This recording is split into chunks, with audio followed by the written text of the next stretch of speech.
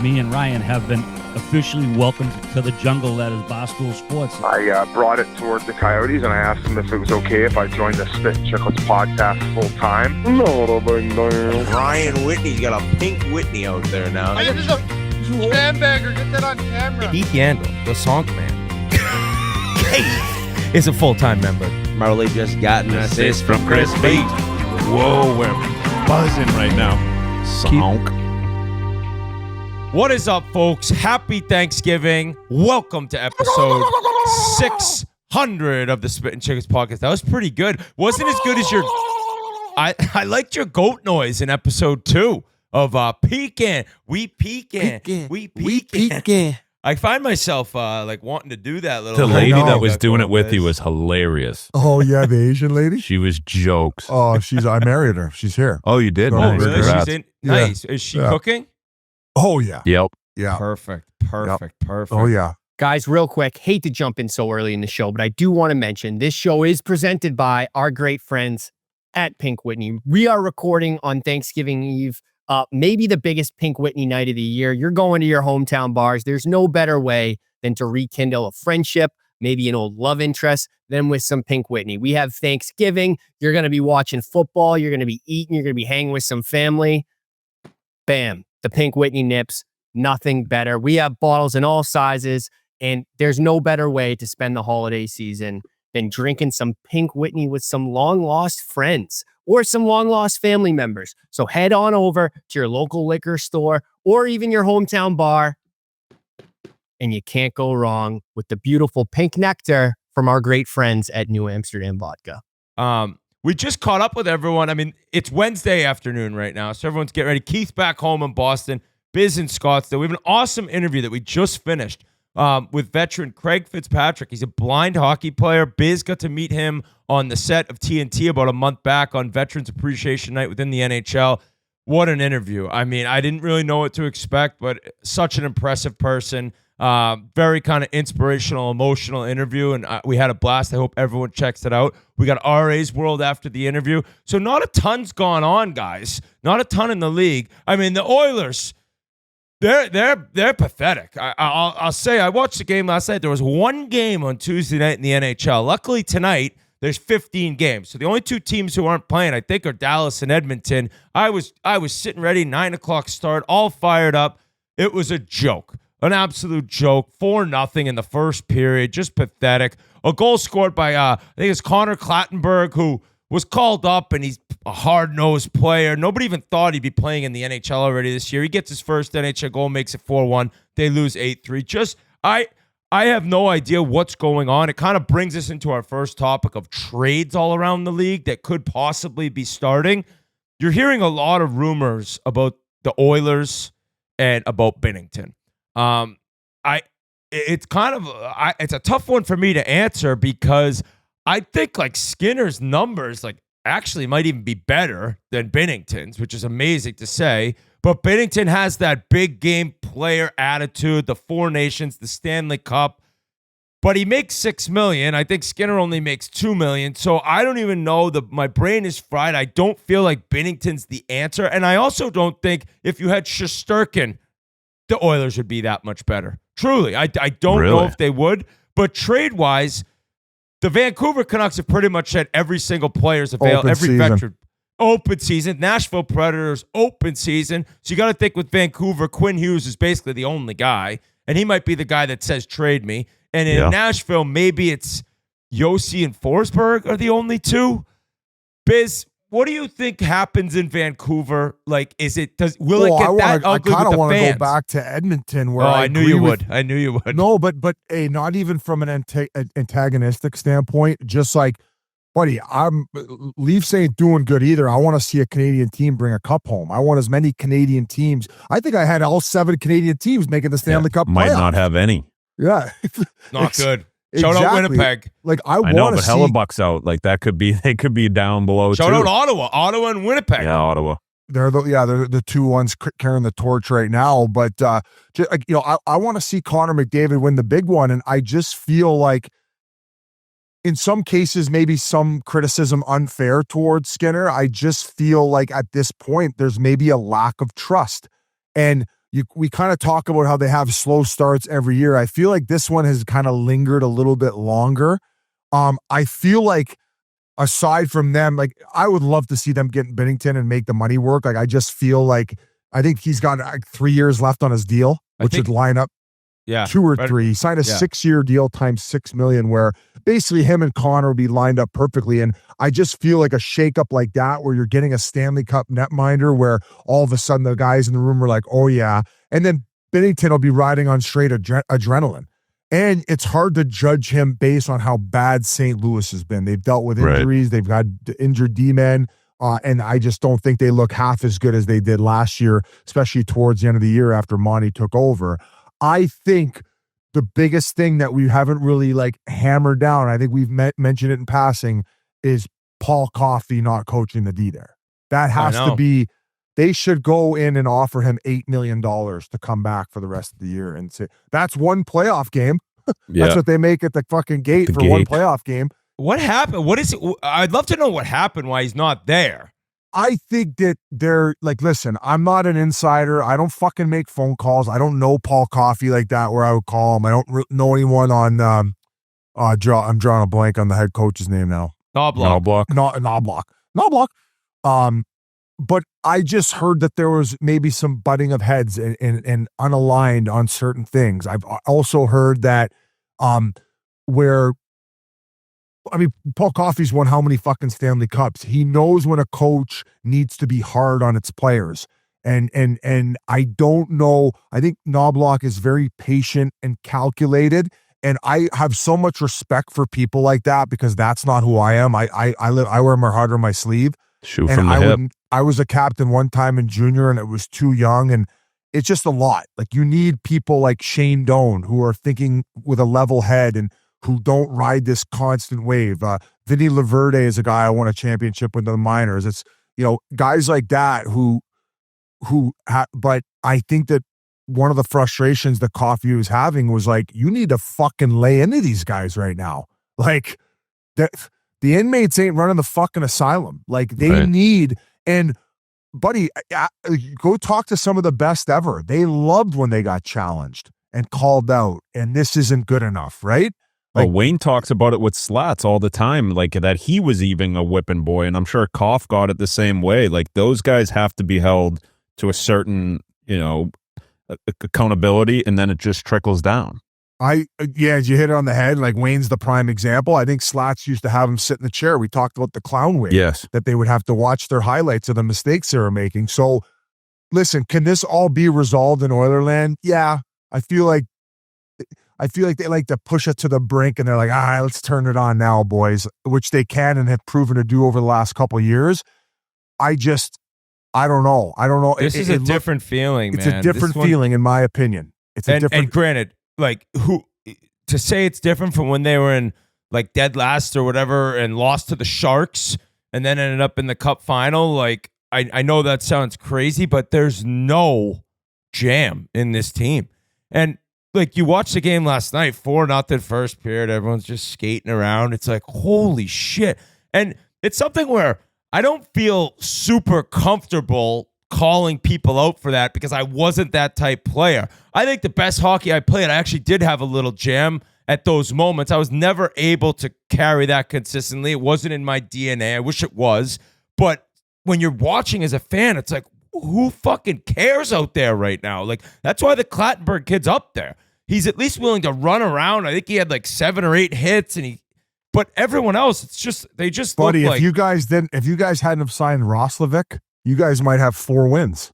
I know. They have 6 regulation wins. I mean, it's the Flyers have 5. I think 5 might be the least in the league. Maybe there might be a team with 4 regulation wins, but is it the coach or the players who like who do you blame for just no jam out there, no fire, no pushback?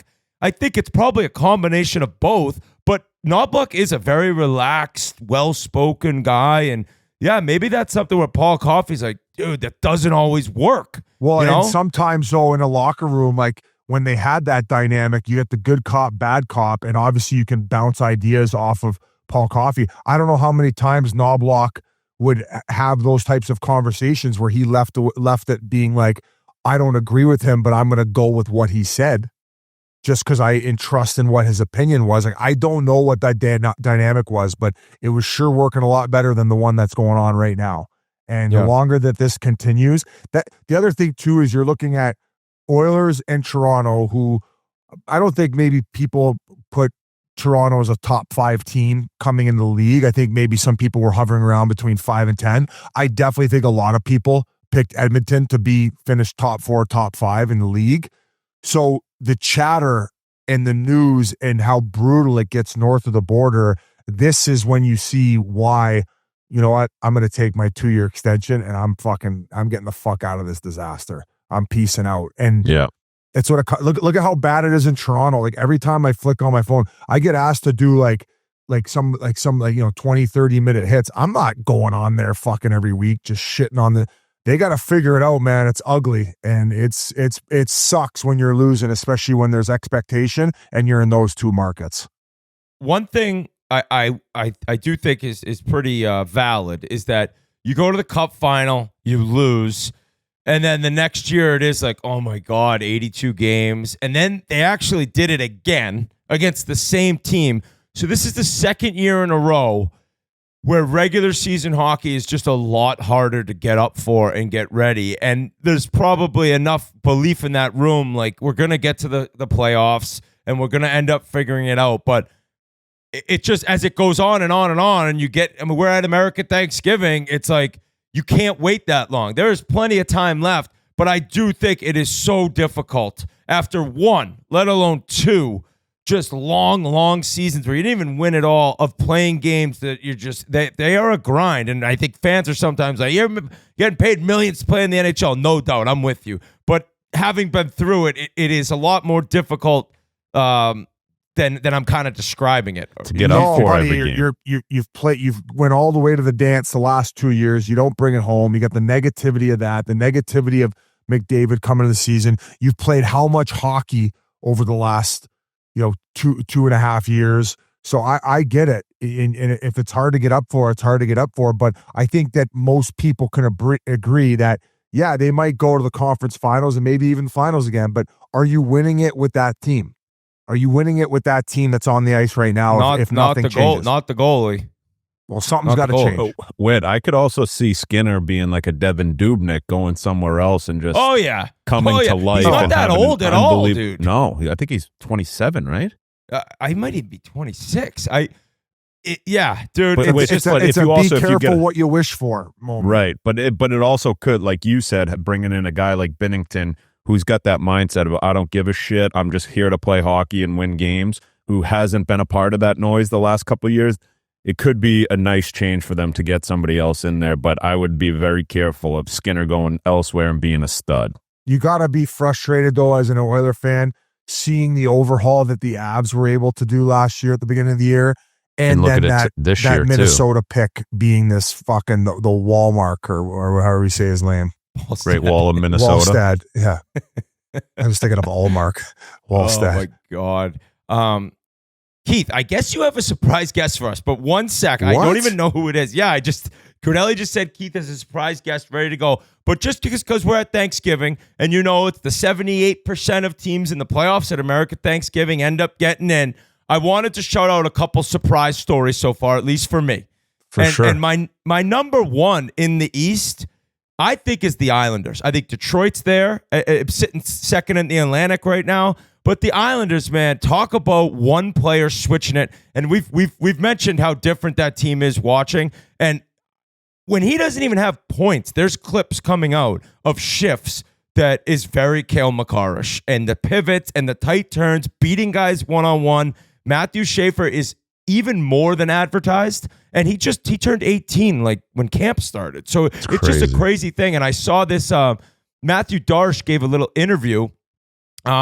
And he was actually talking about that he knew that he'd come in, be in camp, and get exhibition games and at least be around for 5-6 games. He had no clue what to expect after that. And I think within like training camp games or even inter squad scrimmages, like he called his junior GM. He's like, he ain't coming back, and the guy's like, I know. So the fact that and Darsh made a point of saying, like, we are we are a completely different team because of this one guy. And the Well, other look at thing the crowds. I know, and the excitement around him, and the defending of him from the team when he did take that one hit. I Yeah. forget who did that. Zadorov got Zadorov. him, and then there was one in the game before that. There was a moment in time where he was getting roughed up a little bit. Yep, and he also mentions Patrick Waugh. So when Darsh got the job, Patrick Waugh had already been signed by Lou, and he didn't really know what to expect. He didn't even know him, and he got his phone number, called him. They met for 5 hours one day in Montreal, and he said he was just kind of blown away with who he was and was very comfortable in him coaching the team, and he didn't know what to do with the head coach spot. And he said something that he said. Patrick's not like what people think he is. Like, it's not his way or the highway. He's not as cocky as people think he is. And that kind of makes sense for the success they're having. And then even the passion and the anger he showed towards Rantanen that we talked about. It's like, that's something where we've mentioned coaches yelling at players. I don't know. But I think the guys on that team probably loved it based on like how passionate he is with the group and how a lot of people, including myself, thought he was, hey, we're doing it my way and that's it. And that's really not the case, which I was kind of surprised to read.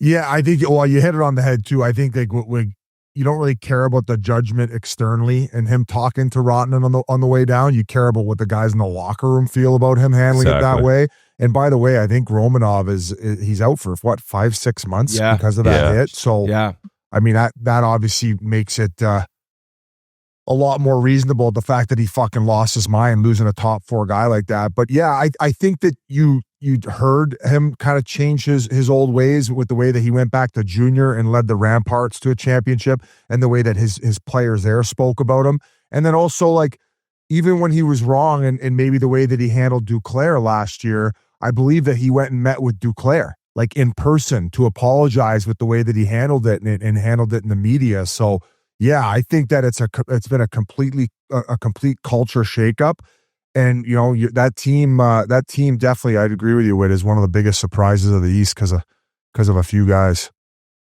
And then out west, if any hockey fan said that the Pacific Division at U.S. Thanksgiving would be Anaheim 1 and Seattle 2, they're just flat out lying.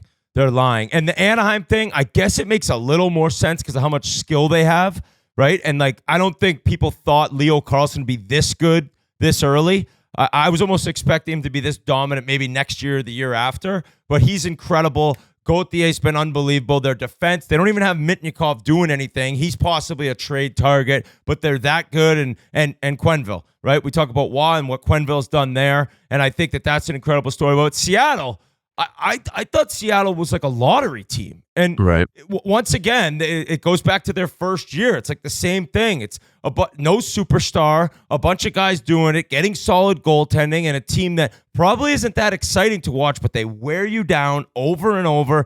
Eberle's done great. I mean, that's a guy who's been around the league long enough. He's a leader. Jaden Schwartz, same thing. So they have guys. And I think Beniers, he scored a goal the other night, quick shot, like bar down. Like, he's making steps and becoming the player they kind of need him to be, being that high of a pick. But that division's wild. To see Vegas in a wild card spot, you see Edmonton out of the playoffs. It's like, I didn't see any of that coming. LA's sitting top 3 in the division, so they're figuring things out. But it's been a wild start to this season. I think Anaheim, we all thought and said that they would be a fun young team to watch this year, but could they put it together and be the team that they are, winning games, finding ways to win games? But they've been amazing. I love their group, just having, the older veterans like Gudas, Vetrano, Killers there, like guys who they're going to help out these young kids and they're going to help them get to the next step. So to see them playing as a team, obviously when you have young individuals, that could be fun to watch. They might not win a lot of games, but you can tell that they're a team, right? And like you said, Whit, I would imagine a lot of that's coming from Q as well. But yeah, Seattle too. Like, I mean, they were on the no watch list for a while. No way. Oh yeah, I think they still are. They still are. Boring, that's the sad thing. Yeah, I didn't even know they started. Like last episode, we had Andrew Ladd on, and when you hear former players of Q talk about him, it makes a lot more sense as to the quick turnaround. Yeah, like, I know that Chicago. I can't even say they were that much farther along in their rebuild, because it was still pretty early. I think he came in Kane's 3rd year. You mentioned, right, Whit? Quenneville, maybe his 2nd year. No, yeah, I think first second or or 3rd year. But just him coming and first in saying we're going to win a Stanley Cup here, it kind of just makes, and then someone saying it, you believing it is a little bit different, right? So I'm sure he had the same words for them in camp, and it just seems like these young guys have taken a huge step already out of the gate this season. And we talk about that 20 game, you hit the rookie wall, the young guy wall, so to speak. It seems like they're fucking breaking right through it. I watched them play against Vegas the other night. I think there was 4 or 5 goals in the first period, just a shootout. Merle said the under. All right, Keith, who you got? I got no clue who's coming here. Yeah, so last week, we didn't quite get to pumping Minnesota's tires as much as possible, so we're going to bring on a good friend of the program, smallest wrench I ever played with, Derek Stepan. Wow. We haven't chatted with you in a while. I think last time you big timed us after 10 minutes, you had a tea time. That's he right. did it again. I did it again. That's a good intro, though, Keith. Thanks for that. That's good. All the listeners listening now they know. He was an anomaly, like Phil Kessel, probably like the guy who invested the least amount of time in the off-season training to how good he was when he stepped on the ice in training camp. Although you got a little better He's a rink towards the rat, end though. of your career. Yeah, I still like I did spend quite a bit of time on the ice. This is the gym stuff that I didn't love. I still actually skate quite a bit now. I get some old man hockey in me. Yeah, I love it. It's great. Maybe some senior A in your future. You never know. He's only 26. Yeah. Hey, but I don't want to rub it in Witt's face too much, but can you talk about this goalie you guys stole from Edmonton? Oh my God. Yeah. So I got to watch him quite a bit last year in the minors. And Iowa had a tougher year, and he kind of had a weird year because Flower was still around with the big club, and he wasn't really sure where he was going to end up. I think the plan was to get some NHL games, and it just never hit the ground. And so he had a goofy year, and he came in this year, and obviously, anytime a guy spends the summer with the team, and trains at home, and he always comes in and he lights the world on fire. And he's been excellent. And he's been the Wally that I saw 2 years ago in the A when he was probably one of the best goalies in the league. And he's back, and it's a big part of their turnaround for sure. He said the other day to the media, you guys were calling me busts last year, which I thought was kind of funny to call him out, hey, I saw all that noise, and I have receipts here of which one of you guys was saying I was a bust. Who were the big guys chirping him? I think he was just saying it to everyone. He was like, fuck all you guys. At the presser. What have you seen? Fuck you. You're cool, Rossi. Fuck you. I'm out. I talked last episode about Faber's turnaround after calling himself out. Zuccarello comes back, everything changes. What's Bouyem looked like? Yeah, he's still young, and I think there's as you go through it, you always worry about it. But for me, for being as young as he is through 25 games, he's off to an excellent start. Okay. He's playing with confidence. He's finding the balance of when he can make his plays and when he needs to keep it simple. He's really getting more and more comfortable. But through 25 games, I think he's been excellent as a young defenseman. Well, I want to ask you about the closed door meeting. I believe that Spurgeon. We've all played, those meetings, and no one ever really knows what's said in them, but we kind of have the gist of it, and give everyone credit, from the coaching staff to all those players in there. When the negative ball starts rolling against you and it starts going away from you and you can't find your game and you're struggling, to be able to turn it around the way they have, I think is it's top-notch stuff. And if it came from that meeting, good for Spurge, good for all the guys in that room, because it's back to the identity that made them successful last year, is that stingy D, and then let our superstars kind of just score on the other end at will. So those two combinations of things with goaltending, I think, give a lot of credit to the leadership group in there, the coaching staffs, to flip it around. Because I heard you guys talking about your two clubs that you love. It's hard to spin it around. When it gets when it gets on the wrong side of it, it is really difficult to get it back on the tracks. But I would imagine things were probably pretty positive to start the year, just given what you saw McDavid go through, and then Kaprizov, although getting a ridiculous number, the town must have just been in celebration of the fact that you locked in your superstar for that long, and you bring back a guy who loves Minnesota. Yeah, I mean, I think there is no way that Minnesota could not find a way to get 97 done, and for them to get it done in the time that they got it done, because this thing could have dragged on. So props to Billy for banging this thing out, and to get it done, and then for him to, just accept that this is the club that we're going to go win with, and I'm going to be a big part of it. I watch quite a bit of hockey, and Kirill he's at a different level, man. Where's he at in your book, like number wise in the league? Well, he's definitely in the top 5. How about that? And I would even argue that the guy that we have that's on the wing too is right in that category too.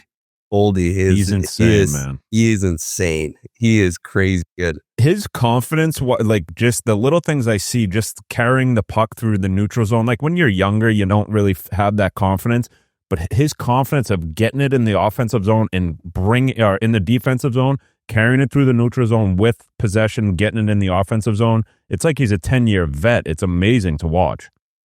Yeah, I think he's pushing 97 too. I think that's a big part of it too, is as a, good teams, they got guys that push from underneath, and 12 is definitely pushing 97. That's awesome. As a player development coach, are you doing work with like AHL guys and prospects? Because the Ryder Ritchie at BU is nasty, and is it Charlie Stramel at Michigan State looks great. Are you working with those guys, or just maybe AHL and NHL? Yeah, so we kind of pod guys off. You get groups of guys and you follow them for the month, and then you kind of keep rotating as the year goes on each month. We have Iowa in one of the pods. So for me, I started in Iowa, and then I kind of bounce around, and I got to see Ryder and Charlie play each other actually at BU. Michigan got the better of them, but they kind of looked like a veteran team versus a younger group for sure. But yeah, so I kind of work with all those guys. I bounce around quite a bit. I try to keep my fingers on Iowa and keep it going. That's kind of a good idea to do the month on, month off, so you're not seeing a kid too much. Is that the reason to do that? So you're not just seeing it all, just seeing his blemishes? Yeah, and I think it also from the kid standpoint, to hear from me all year, it just kind of gets sick of hearing from the same washed up old You're man. like, yeah, I toe dragged the guy last night, so like just work on, like, I know how to do it, man. If you want me to walk I got you my men's league I can do tape it. here. If you want to take a peek, just kind of follow my example here. I always knew that you would end up in management of some sort. Obviously, this is just a start for you, as I'm sure you're going to work your way up and learn from the ground up. What's the transition been like for you? Are you enjoying it? Like, are you enjoying it as much as you thought you would? Oh, absolutely. There's when I first came out of the game, Billy Guerin's my neighbor. So he literally came walking by with his dog, and he was like, yeah, come hang out. And so I didn't really have like a full year away from it. Like I did a part-time gig with him to start. So the transition actually became easier because I never really fully left. And then last year was my first year in player development. And this is my second year. So it's been fantastic. I think it's fun. I think player development, player development's one of those gigs where with a younger family, there's a little more flexibility. As you work your way up, you kind of get buried in work. So right now it's a perfect spot for me, and being able to kind of make my schedule and catch the games I need to catch. But I've had a blast with it. It kind of gives you another locker room feel with your group, which has been awesome. Just shit talking all the players, how bad they are Yeah, to wake the other the fuck coaches, up, and making us this look guy bad. stinks. You This say guy you'll never stinks. do it, and then all of a sudden you're just in the mix in Oh. the room, and you're like, that guy's brutal. Oh, I had fucking Trade no 'em. problem. At the start, I wouldn't criticize guys, and then by the end, I'm getting guys traded, or forcing them not to sign with teams. What about the game? Like, just from being on that side, has impressed you the most, even from being removed from that, and like where the game's headed? Like, what are you noticing that is the most improved thing about our game? Skating. It's definitely, without a doubt, these kids nowadays, their edge work, their ability to get up and down the ice is crazy. I mean, you rarely see a guy that doesn't have like great feet. Other than maybe a few unique ones, most of the kids nowadays all can move extremely well.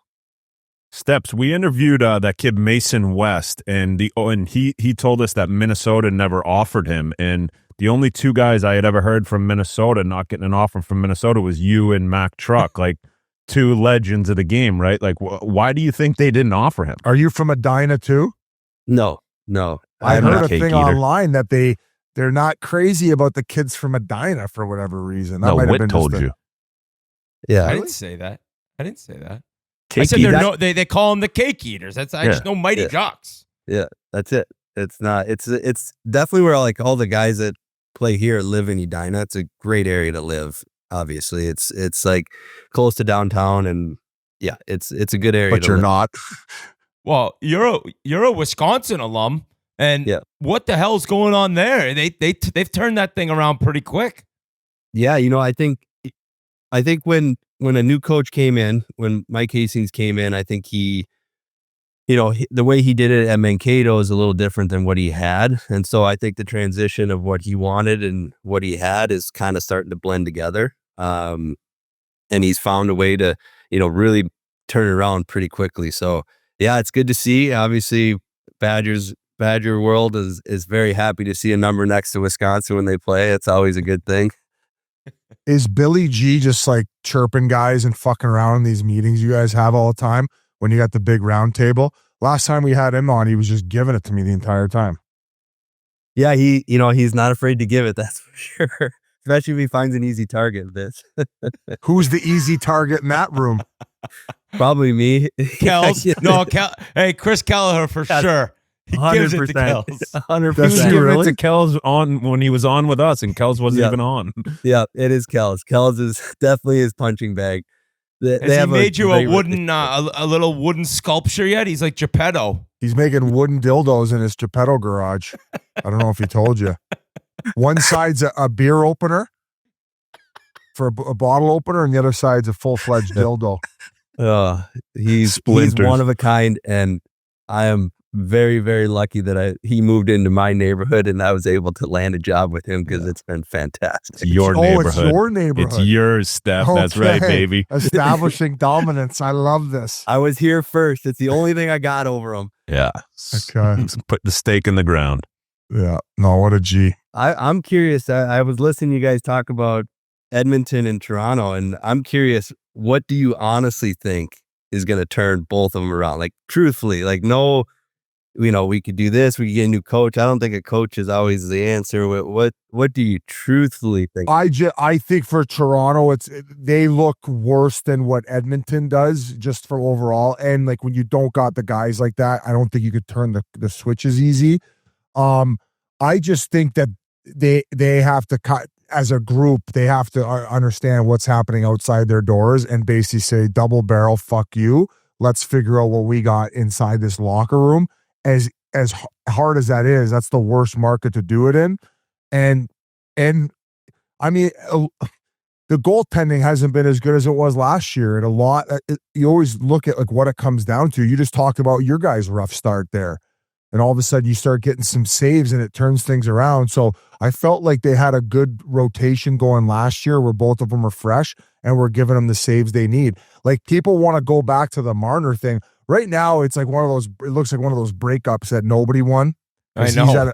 He's at a way worse point per game rate, although definitely having probably more success than what Austin's had given he's injured. And I think it's his like worst pace for goals and points maybe since his rookie year.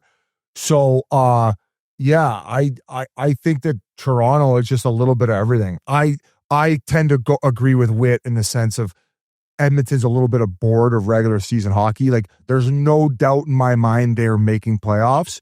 But my question is like, I just don't think that they're going to get to where they got last year. What move can they make to solidify that? I don't know what they can do. Yeah, I said quickly about Edmonton, just like the lack of like passion. It's a couple things. It's that where all of a sudden, it's not even fighting. It's just like there has to be a game where you see like everyone finishing every hit. I know it sounds kind of ridiculous talking about McDavid or Leon finishing hits, but like starts there and then limit all these high danger chances. Like I watched last night, it was against Dallas. There was goals. Guys, Hintz scores goal, and there's not even anyone near him in front of the net. And so it's like, all right, let's at least figure out our D zone. Stop giving up so many grade A chances in the slot with no stick checks, no body checks. And then if we can get that going and the goaltending still looks that bad, you got to fix that. But maybe it could get that much better just with the D zone. Because I said, I don't even know if there's a goalie in the league who would be like making them win games right now. And then the final thing would actually probably be McDavid and Leon go sicko mode, which, I mean, their numbers are great, but like they can go on one of those 25 game stretches where they both have 50 points. Now you don't want to rely on that. It kind of sucks to have to rely on that, but you kind of need one of those right now, similar to 2 years ago when they just went off. So I'm way less worried about them than Toronto, which Biz agrees with, but it's still at some point, it's like, all right, guys, like it's December in 5 days? Like enough's enough. Yeah. I played when in New York, we went Eastern Conference Final, Cup Finals, Eastern Conference Final. And that next year, it was a kick in the balls to show up for training camp. And I completely agree that the regular season hockey gets really, really rough. And you look at it, they have 25 games and some of the teams in the West only have 22. Those 3 games in this schedule right now are massive. Like they are wear and tear, like travel, like there is a wear down factor too. And, and those big boys, they can handle it, but they play a lot. You think that that's not being emphasized enough is the amount of hockey they've played? We talked about it earlier. I think it's brutal. I think it's part of it. And, Olympic year, we all played during those years. The schedule's insane. Awful. Like I talked with every team, and a lot of the guys that I played with are like, they tell me one of their road trips, like one of Pittsburgh's road trips was one of the most insane thing I've ever heard in my entire life. Yeah, they're like, we go from Anaheim to Sweden back to Nat. You're like, what? What the fuck? Hey, I got a question for you, because the noise in Canada when a team isn't doing well, it's just different. But New York's kind of crazy as well. And like you had a lot of success there, but at any times in slumps or seasons that didn't go great, does the pressure of that market kind of get into the room at all? Because it was awful at home, great on the road, and then now it's just kind of back and forth. They look good, they look like shit. What do you remember about the pressures of New York when things aren't going well? It's probably not Canada. I can't say that I played in Ottawa during the lockout or during the COVID season, so that's the closest thing I had. It probably wasn't the same. But it's up there. You definitely, you have people in your room afterwards that are looking just to carve you up, and I think that's in any really big market. I think for them, I actually just was out there recently, and I was talking with Chris Jury a little bit, and you can feel the weight around the room and stuff like that, and Sully wants to get it back on track, and for me, when I watch them, the biggest thing that makes New York go is when I was with Carolina and they were beating us all the time is their power play. When their power play is automatic, that's how that team goes. That's their driver. They got to figure that thing out, and I think everything else will fall into place. They need a slats meeting. Remember a slats meeting, Steph? Yeah. Just fucking go around the room. What was that about? He always had one where he just pee-pee-rocked everyone? And then you'd rip off 10 in a row. Cigar, just chewing on his cigar. Can't we win a couple games so we can have a good Christmas? That's what he'd say? Hey, Steps, Larry Brooks, passed away. It was brutal news. And did you ever have any run-ins with him? Was he pretty good in his articles towards you? Was there any beef at any point? Yeah, we had some good ones. He was always fair to me, and Larry was the guy that I always took time for because, like I said, he was fair. But we definitely had our matches.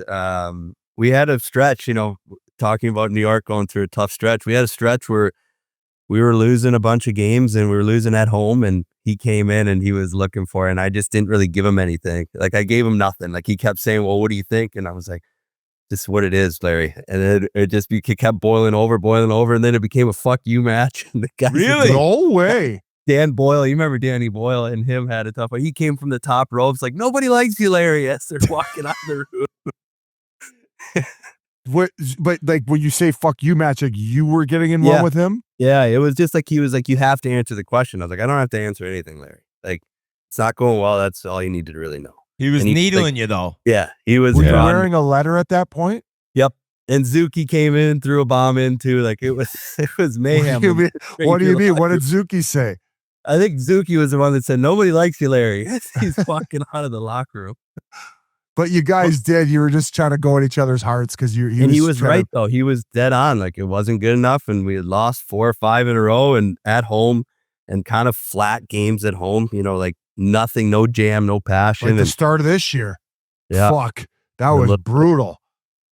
Not even saying they were playing that horrible, but man, you can't get shut out. I think they were shut out, 5 of their first 7 home games? That is, they'd scored 6 goals. yeah, Crazy. it was 5 6 in goals one through game. Yeah, 6 goals through 7 home games. Yeah. Wow. Steps with Billy G and Kells being a big part of the U.S. Olympic team. Have you gotten to be a part of any of that, or is that kind of like you're just with the Wild? You haven't. What do you think of Team Canada sending in Tay McRae? Jesus, listen. I think Don't listen to this guy. Don't listen to him. I think whenever Kells is around, I'll bounce stuff off him, but they keep it pretty close to their chest. Yeah. I don't really get a whole lot from them. No, I think I know that it's a big load of work. I don't think people realize how much work these guys are putting in on top of what he has here.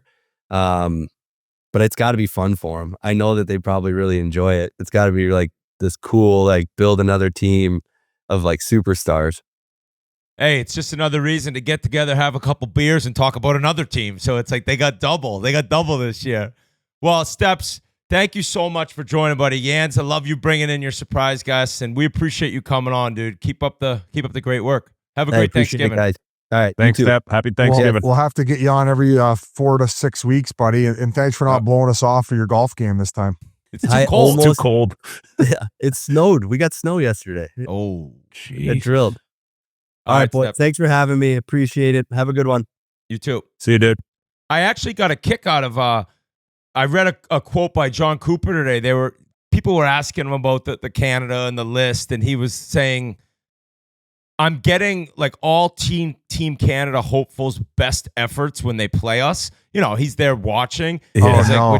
He's like, which kind of sucks. Yeah. You know, like all of a sudden I got every guy trying to make this team just lighten up. But Tampa's another team we should mention before we throw it to Craig Fitzpatrick, in that, dude, they looked bad. And Coop came on and he was poopy pants Coop. He wasn't happy. You could tell he didn't want to talk about it. And they're now sitting in first in the Atlantic. They look great. I think they're 7-3 in their last 10, ripping off wins. So Tampa, kind of right where we thought they'd be. I didn't think they'd be in first in the division, but I thought they'd be top 3, and they've really turned things around. So long year.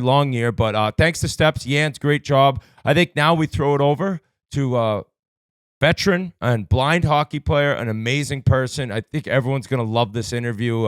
Kind of all about gratitude. So Craig Fitzpatrick. All right, guys, before we go any farther, Barstool Sports Black Friday sale is happening. I had to jump in and say something. 20% off site-wide all weekend long. The sale will be live all day Friday, Saturday, Sunday, and Monday, and Cyber Monday. That's right. New arrivals and bestsellers are 20% off. Perfect time to get some gifts for the family, your friends, or even yourself. Sale is live in both the United States and the great country of Canada. Shop at store.barstoolsports.com. Holiday season is here, and instead of buying another pair of socks for the rink bag, grab a gift that actually helps you score goals. Spittin Chiclets teamed up with Skills, the top sports training brand on the planet, to drop a full line of hockey training aids. And yes, you can now walk into a Dick's Sporting Goods or even a Pure Hockey and see Chiclets gear on the shelves. So cool. I remember growing up Pure Hockey every single weekend, every opportunity I got. And the fact Chiclets stuff is on the shelves now is so cool. And we've got the universal shooting target to dial in your accuracy. The hockey shooting trainer with 5 deadly scoring zones to build vision and muscle memory. And of course, the foam shooting target so you can slap anywhere for a mix of shot locations. Driveway, garage, frozen pond, the sheet. These things will make you dangerous on the ice. So if you're shopping for a player, a beer leaguer, or you just want to treat yourself, go grab the brand new Skills by Spittin Chiclets training aids, available right now in store at Dick's Sporting Goods or Pure Hockey locations. Few months back or a month back, it was Veterans Appreciation Night in the NHL, and this man joined Biz and the boys on TNT. It was an incredible segment. I watched your video on NHL.com. Craig Fitzpatrick, what's going on, buddy? Hey, good to see you guys. I'm joining you from downtown Denver. Family and I are out for Thanksgiving. Loving the Thanksgiving week here in Colorado. It's great. It's a great time. Biz was just showing your book, Finding the Puck, and for people who don't know, you are a blind hockey player. It's incredible. I watched the video. It's awesome. I want to get into all that. But how did it come about where you went over to TNT, and what'd you think of that whole experience? Oh, I mean, it was incredible. You talk about what happens on set, and then you meet the crew and that whole team that's behind making hockey feel like kind of you're in the living room talking with anybody else about hockey, whether you're an old fan or brand new to the game. And the production team behind the scenes is incredible. Getting to watch an Avs game with Wayne was obviously a once in a lifetime experience, but they were just an incredible team to work with. The NHL asked me if I would go down there on behalf of one of our sponsors, Navy Federal Credit Union, and they did a whole thing with Veterans Appreciation Night. So they brought us out here to Colorado, and we got to film on the ice at the Air Force Academy with some blind children. I'm guessing you guys maybe saw that segment as part of the broadcast. And then Atlanta was a surprise. We didn't know they were going to do it, but it ended up being a wonderful experience.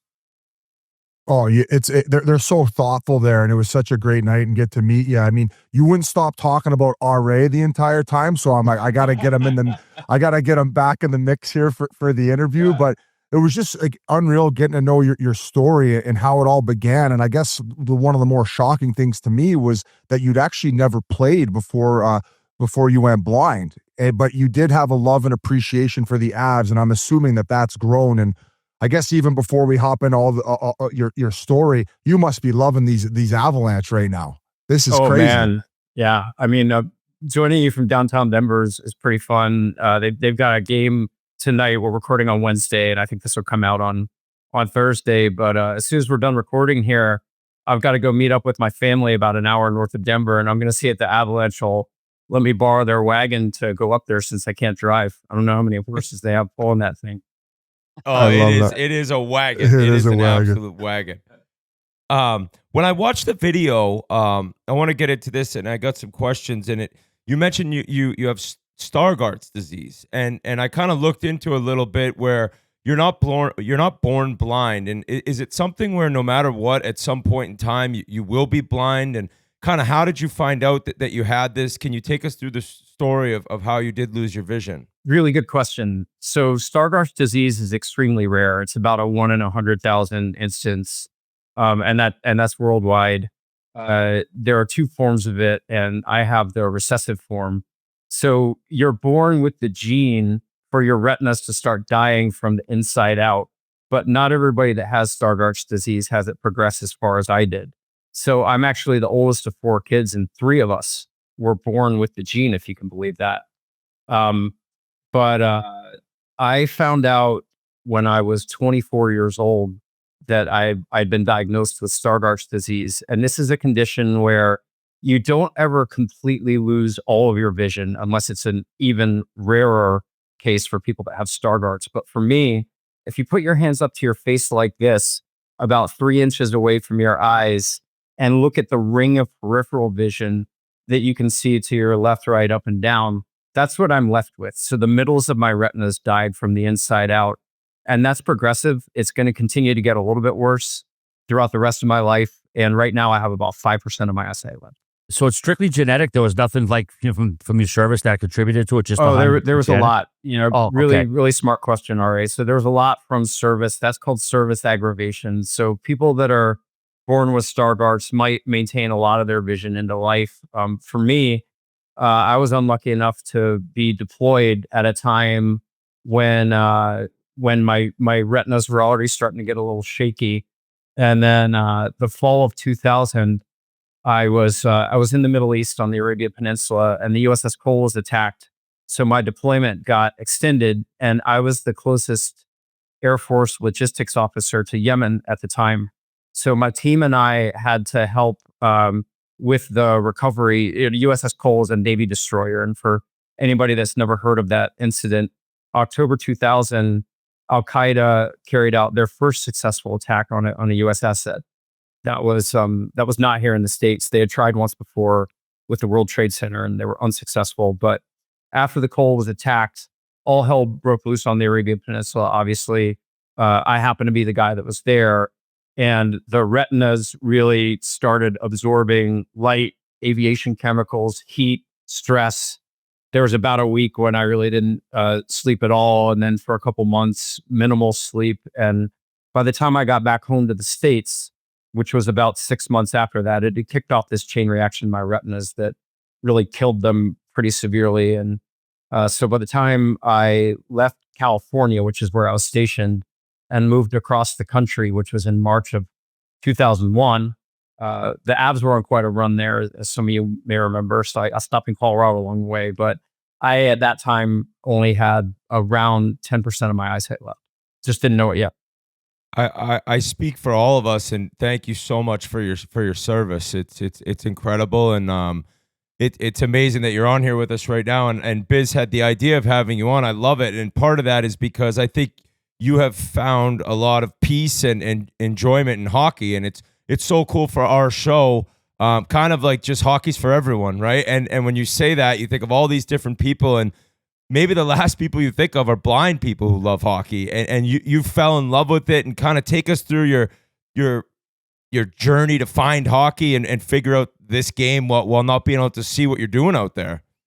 Well, starting to know about hockey was probably just as improbable as playing it. So I'm from Irmo, South Carolina, and there wasn't a lot of hockey on when I was growing up. We had TBS was the station that had most of the sports on. So Saturdays with the family for me, were watching a fishing show called Fishing with Orlando Wilson, and then NWA wrestling. Those were my sports when I was growing up. And really didn't hear about hockey until I got out to Colorado at the Air Force Academy. And there was this one night when my roommate was being a little loud, and I had an exam the next day in thermodynamics, and I needed a place to go study. And tickets to the games were free for cadets at the time. So I went down to the rink. Air Force had a D3 team, not quite D1 yet. I think they might have gone D1 the year after I left, if memory serves. But pretty small but growing program in the mid 90s. This is 1995. First time I went to a hockey game, and I had my book and I'm studying, and I had played soccer growing up, but didn't really know hockey. And I found myself with every shift kind of putting the book down a little bit more and paying attention to what was going on the ice, and paying attention to the book a little bit less. And by the time the game was over, I was hooked on hockey, and I forgot my book in the stands and had to go back for it the next day. It was still there. Even so, I actually have a cousin, and she has, I want to say this right, uveitis, and it's same type of thing as you. She now has one fake eye, but same type of. I was reading your book, and a lot of the same type of trauma. She lost her dad young. I know you lost your dad young, and just little things I see in her and what she's doing now. She's now a doctor. She was probably the best athlete in our family, and she's still skiing. She's still mountain climbing. Like, what message? Because I've asked her too. It's like, what message can you send to even kids who are, have everything, and of just being perseverance and having the drive? Because the stuff that you guys are doing with your disability is completely insane to me, and so it's just amazing. So first of all, for your cousin, my message to her would be, can you ice skate? We're always looking for players. And I don't know what her vision level is, but the important thing about losing your vision is, and all of us go through this, you go through this process where either the world is closing in if you have retinitis pigmentosa and you only have this pinhole left, or in my case, the blindness is creeping out, and you're asking yourself, especially when you're alone inside your head, which that was the case for me. It was really isolating. You're asking yourself, what can I still do? And you have these things taken away from you one at a time. You can't drive anymore because your vision is good enough to pass the test. And then eventually it's hard just to walk down the street, and you might need to go get a blind cane. And, the emotional part for me of beginning to carry around a blind cane was a big transition. And you get to this point where, okay, I've now collected my thoughts on the things that I can't do anymore. What can I still do? And for some of those things, you have to learn them all over again, just like you were a kid. I mean, for me, it's clipping my toenails, tying my shoes, let alone functioning in society, having a job. For a lot of people that lose their vision earlier in life, it's a really, really more challenging experience even than I had. Unemployment rates among blind people are at 50% in a lot of the country. And for children that lose their vision, 50% of them have a secondary disability in addition to blindness. So you have all these challenges thrown at you all at once. And then there's this mental process that you go through for what can I still do? And for me, hockey changed everything. So I didn't know if I could ice skate, but I've been a fan for a while, and I took a class and realized I could do that. And then once I realized hockey might be a possibility for me, it really changed the way I think about everything else. How was it a possibility for you? Like, what was the first step you were able to take and like getting on the ice? You said it's hard to find players even now. I'd imagine when you began, it was, I mean, how much less was it? Yeah, I didn't know about blind hockey when I first signed up for an ice skating class. So my wife and I live in the DC area, and this was back in 2013. I signed up for a learn to skate class, and I don't know what it's like for people that are elite hockey players like you guys in America or Canada going through learning to skate. But for me, it was, as a 37-year-old adult, going to a learn to skate 1 class with US figure skating, and getting out there the first time, not being able to see what the heck is going on, but also afraid to tell my coaches that I was blind, because I wanted them to let me take the class. And first time I got out there, I fell after a few strides and black and blue for a few days. It's harder when you're an adult, right? Like when you're a kid, you bounce right back up. But as an adult, the learning process is different. And then there's this overwhelming kind of feeling of you can hear what's going on around you, but you can't see it. You can kind of smell the rink, which is really cool. And it took me a couple of months to orient to some of the sounds being things that can help me instead of feeling threatening. And then once I got comfortable on skates, I started shifting my thought process to, okay, I've picked myself up off the mat a little bit. I was in a tough place. I signed up for this ice skating class. I did it. I wonder if they would let me play hockey. Your first time out there, Craig, was it the most vulnerable you've ever felt in any situation? Just, being out there first time and not be able to like see anything, like would shit your pants a little bit? Yeah, really good question, RA. And I think yes, it's right up there. I don't know if most vulnerable. I mean, when I got diagnosed, that was probably the most vulnerable I've ever felt, because I'm in this chair with my pupils dilated, having these lights flashing at my retinas, being treated like a science experiment. They're trapping doctors in it. That was really tough. But getting out onto the ice, you don't know how it's going to go. And to compound that, I was really at a low point in my life at that time. And I had a lot of other things that I was asking myself, can I still do this? What's my career going to be like? I, at the time, was on an antidepressant, and ice skating for me was a lifeline. It was getting my legs moving, first and foremost. And being around people in a shared experience where you're all trying to do something hard that none of you are any good at, it was both vulnerable, but also kind of validating that I could get out there with them and all these people that can see they were going through the exact same stuff I was in. They're falling, slipping all over the place, trying not to get their hands skated over. I mean, it really kind of normalized things for me. When you talk about blind hockey, like, take us through like how it goes. I mean, I know I saw the video of the puck, which is really cool. It has something on the inside so you can hear where it's at, but are all the rules the same in terms of regular hockey, and how does it go, like being on a team? Like, I guess there's a leader on every team. There's different lines. Like, take us through the games. Yeah, really good question. So just the mechanics of blind hockey, it looks and feels very similar to regulation hockey. I've actually got a puck here, guys, so I'll show it to you. this is going to be hard for those watching it on video to tell whether it's the same size as a regulation puck. But if I had a regulation puck, it's about 5.5 ounces, and it would look like this next to the blind puck, and it make noise so that we can find it on the ice. So for those of us that have a little bit of vision left, we can find that big old puck against white ice. It's made of 22 gauge steel. It's got 8 ball bearings inside of it. And when it's moving, it makes noise. So that's the first adaptation that's different than regulation hockey. The second one is the goalies. So the goalies have to be completely blind. And every player that plays blind hockey has like a different gradient level of vision left. Everybody that plays competitive blind hockey needs to be legally blind or worse, which means best corrected vision of 20/200. That translates to about 10% of your eyesight left. It's not true for everyone, but that's roughly what it is. And then the goalies are completely blind. So a goalie that's completely blind is probably the most impressive story on the ice. I mean, you could go through a blind hockey locker room and everyone that's in that room could have their own documentary, but especially the goalies. So they're completely blind, and then they're defending a net that's a foot shorter than a regulation net.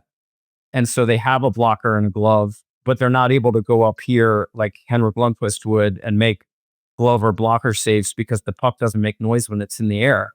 So the net's a foot shorter. Third adaptation is the play inside of the offensive zone.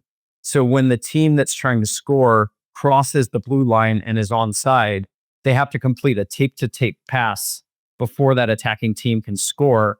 And when the pass is completed, this pass whistle blows. Everybody on the ice hears the pass whistle. And then the defending team knows, okay, I'm going to orient myself to where I think that whistle came from or where I hear the puck and start trying to play defense to block a shot.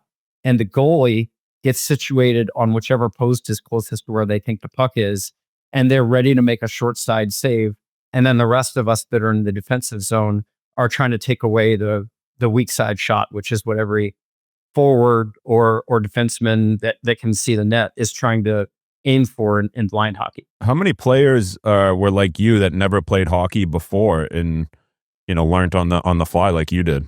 Yeah, really good question. Well, first of all, compared to guys that played junior A or major junior, or a couple that played for a bit in college, which we have a few of those in blind hockey, when our sport gets more competitive and we find more players, guys like me shouldn't be on the ice in an elite level competition. But for now, because the game is still going, kind of across local programs, and then we have national teams, and now we've got this thing called the BHL, the Blind Hockey League.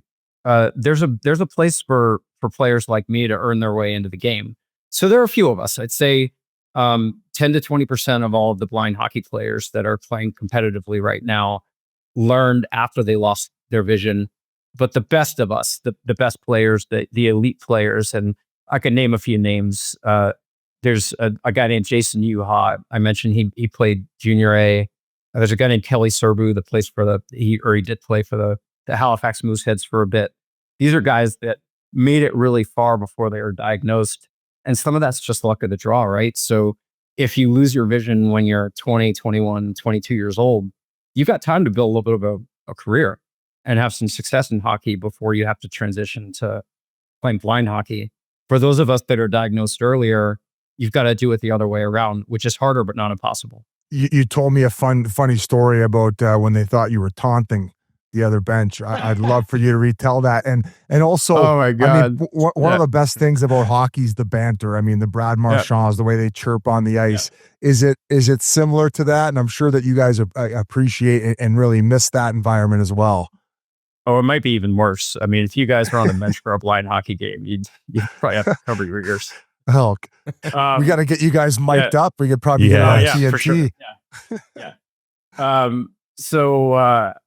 So I got picked to play at Canada's highest level in 2017, which was at that time called the Select Division. And this was the level that eventually became their national team when we started playing best on best in 2018.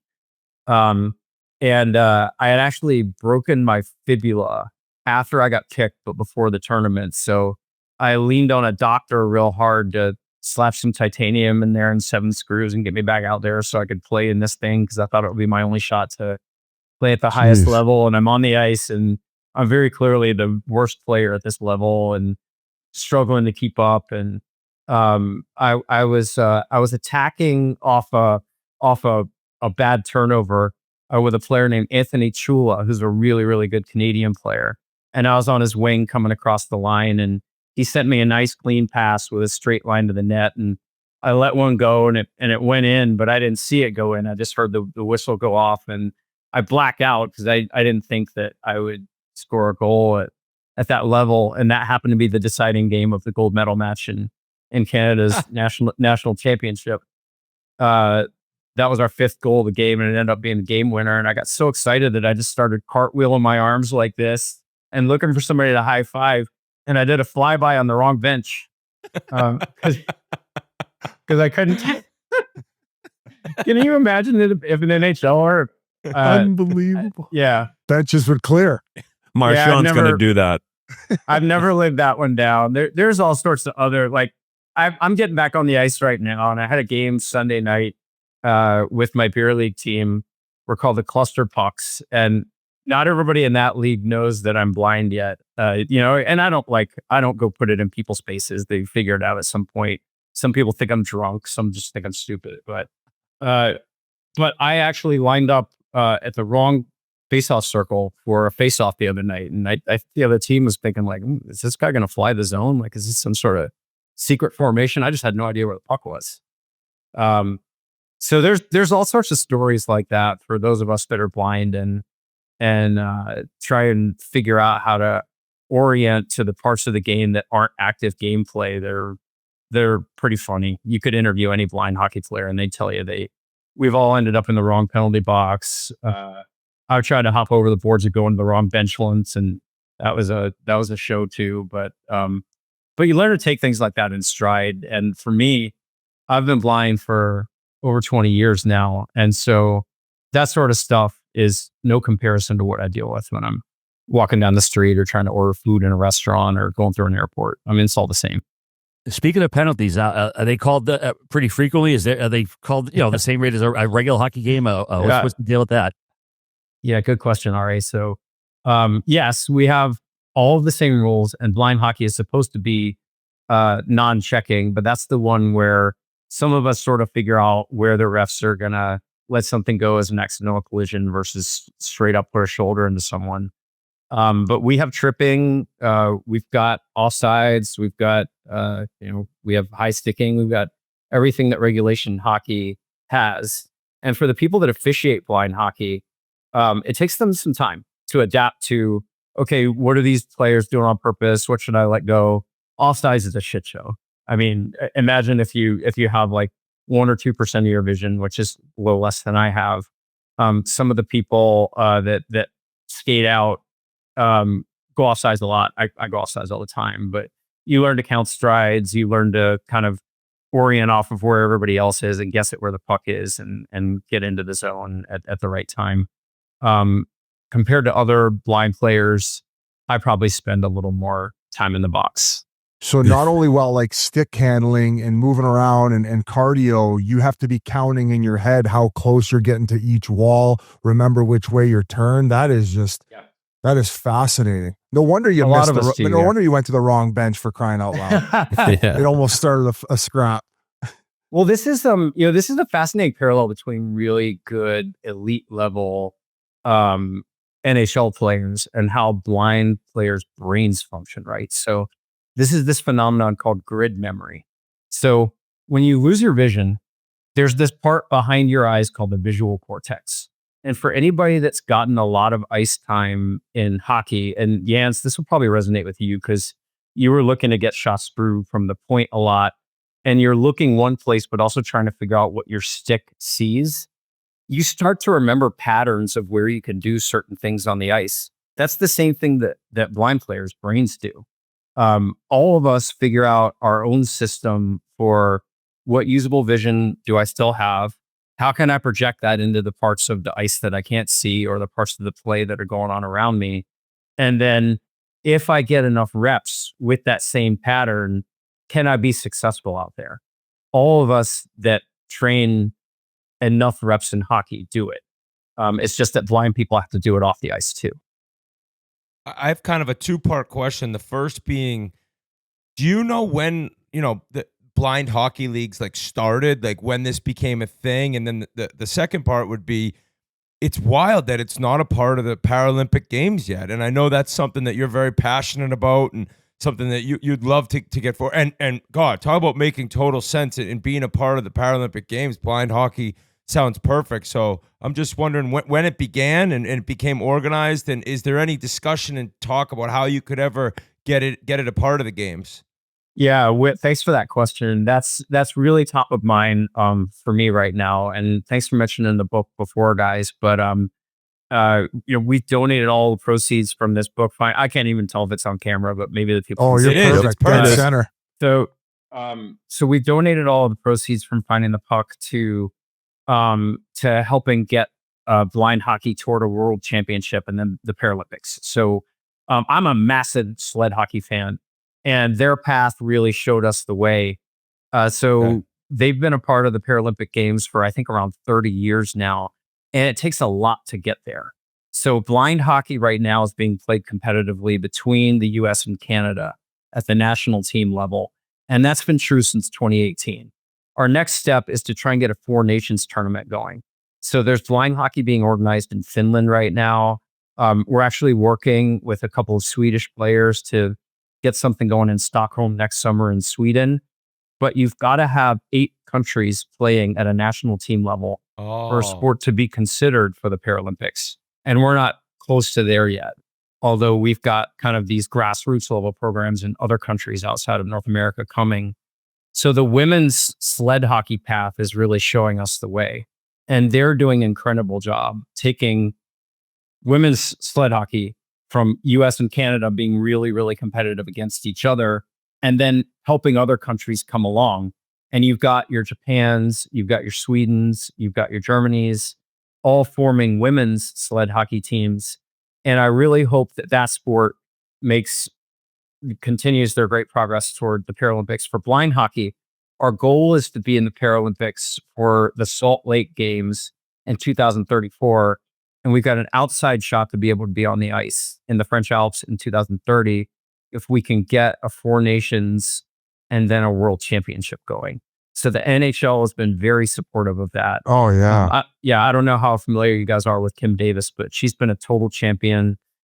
Anson's got real interest in helping us kind of nudge the sport along internationally. Got a chance to talk with him. So shout out to Anson Carter, and thanks in advance for the help that you want to lend. But for anybody that wants to know how to help get blind hockey on the path toward the Paralympics, it takes a lot of funding and a lot of organization to be able to bring blind players from Finland together in Helsinki or wherever else they're going to play in Finland, and then get across the pond to come play in Toronto. So our next chance to do that is in March at the Canadian National Championships. For anybody who's never seen blind hockey, that's a really good example of elite level competitive blind hockey. So tune in the weekend of March 20th, 2026 for the Canadian Nationals. We'll have hopefully some Finnish players, some Brits, maybe a couple of Swedes playing on what we're hoping to plan as Team World, playing against the US and Canada. And if we're able to pull that off, then we're on our way to a Four Nations, then a World Championship, and then hopefully the Paralympics. I'm on the board of the International Blind Ice Hockey Foundation, and my role is to help with the fundraising side of closing that gap so that these teams that have such a steep hill to climb, being able to get on the ice in the first place and then compete internationally, can be able to do that without struggling through all these funding gaps that keep players from being able to come to tournaments. These pucks, for example, these things cost $55 a piece. You need a lot of them to pull these tournaments off. So we want to help with things like that. And it's obvious how much joy this hockey's brought in your life, and you know it's given you a purpose, and you talked about it getting to the Olympics. You take a lot of pride in the fact that you've helped teach over 300 kids or blind people hockey, blind adults That's and amazing. children throughout your time. Like, where do you do so? And like, obviously the money that you're raising from the book will go towards that as well, I'm sure. the money from the book is 100% of it is donated toward charity, toward growing blind hockey. And that's part of what I'm trying to do for the game right now. But helping a blind kid get onto the ice is the most rewarding part of playing this game for me. I couldn't tell you how many goals I've scored. Not that I've scored so many. I don't really even care. And you guys talk a lot about life after competitive hockey, right? I know that, we as guys have something that we do that we spend so much time building ourselves up toward. And then we look around and ask, okay, I've done all of this. These are individual accolades that matter. Is there room for me to use that to help other people? These programs that we organize to help blind children and adults, we do both, get onto the ice, really give me purpose. And if we had more time, I could tell you 100 stories of children that I've met that either didn't think they could skate, or if they figured out how to skate, didn't think they'd be able to get a stick in their hand and stick handle or find the net and score a goal. And if you're around to give a kid that opportunity, you forget real fast about anything that you do on your own when you're playing blind hockey. It's one of the most rewarding things that I've ever done. And obviously, my family and my career come first and second, but giving blind people the opportunity to have some of the experiences that I've had, it's extremely rewarding. Are there any NHL players who've ever done anything, or pro hockey players within the blind hockey community? Yeah, good question, Whit. Lots. And I could be here for a while listing all of the NHLers that have gotten involved in blind hockey, but let me give you a few stories that you might not know about NHLers. So first of all, the Philadelphia Flyers did an incredible event. So I reached out to Zach Hill, who's the head of public relations. He may still be, I'm not sure, for the Flyers. And I shared some of the video content of what we had done. And he showed it to Claude Giroux. Claude saw it and said, guys, we have to do this. I'm going to bring the entire team. We'll skate after practice. You bring your blind athletes. So we brought the School for the Blind from the Philadelphia area onto the ice. And Claude was incredible with the blind athletes that he was out there with. But their favorite was actually Wayne Simmons. So this was in 2019 when he was still with the team. And there was one kid that got to work with Wayne one-on-one. And Wayne asked him, hey, what do you want to work on today? And Simmer was expecting something like, oh, help me crash the net. And he said, I want to learn to skate backwards. And Wayne was like, oh, God, you're asking the wrong guy. And he pointed at Claude Giroux and said, I'll teach you how to fight, but... So Wayne Simmons was incredible with the blind kids, Claude Giroux, the whole Philadelphia Flyers organization, and they've got an amazing youth-focused blind hockey program now. You've got Mitch Marner. So his foundation from early on when he started it has been active in both organizing and fundraising for blind hockey. And he's opened a lot of opportunities for our community. You've got the Avalanche, obviously. So Mikko Rantanen came out and did blind hockey with the kids here in Denver, and he was probably the best one that we've ever had on the ice out here in Denver. Milan Hajduk is very involved also from the AS alumni. But Mikko, his personality was incredible around the blind athletes.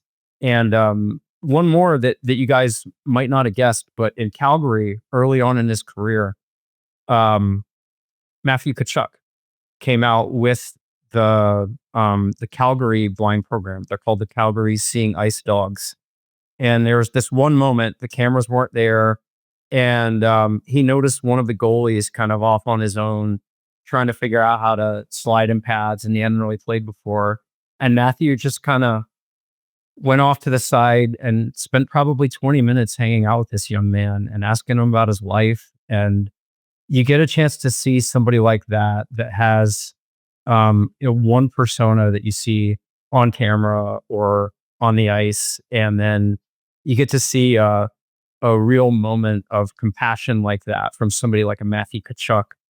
And it makes you realize what kind of a capacity everybody that plays our game has to make a difference for people that are new to our game and a little bit scared to try it. So we're extremely grateful for the NHLers that use their platform to help grow blind hockey.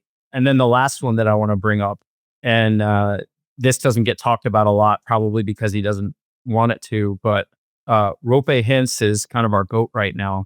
So Rope in Finland put on a charity golf tournament to raise money for the blind hockey program there, raised a bunch of money. And through his efforts, Finland is now able to put programs onto the ice and try and build a national team.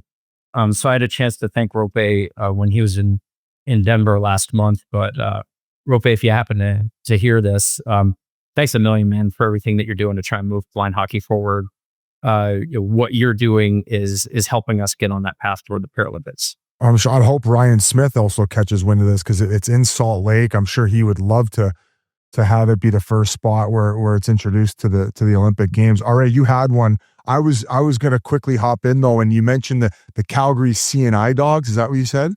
Ice Dogs, yeah. So we've got some pretty incredible names in blind hockey. That's awesome. That's what I was going to ask you. What are some of the best team names you've heard? I think the best one is the Hartford Brailers. That's amazing. Yeah. That is hilarious. Okay. Yeah. I'm that's down what with I think that. is the best one. Yeah. Might have to explain to Biz, but yeah. Oh, so I actually so when I was helping organize the team in Washington D.C. where I live, we were trying to pick a name, and we decided to name it the Washington Wheelers as kind of a tongue-in-cheek thing because blind people can't drive, and I thought it would be a funny name. So the logo was a blind guy driving a motorcycle with a seeing eye dog in the sidecar. We had to retire that logo, and we're called the Washington Blind Hockey Club now. But I still have the hoodie. I enjoy wearing them all the time. Give us like two or all three the teams more. in Washington are getting their names taken. Yeah. Yep. If you guys want some Washington Wheelers swag, I may have one of those hanging around. Or if you get a chance to pick up a Hartford Brailers hoodie, I've got one. So good. And that's probably my favorite one. Other than Can we get like one or two more? Yep.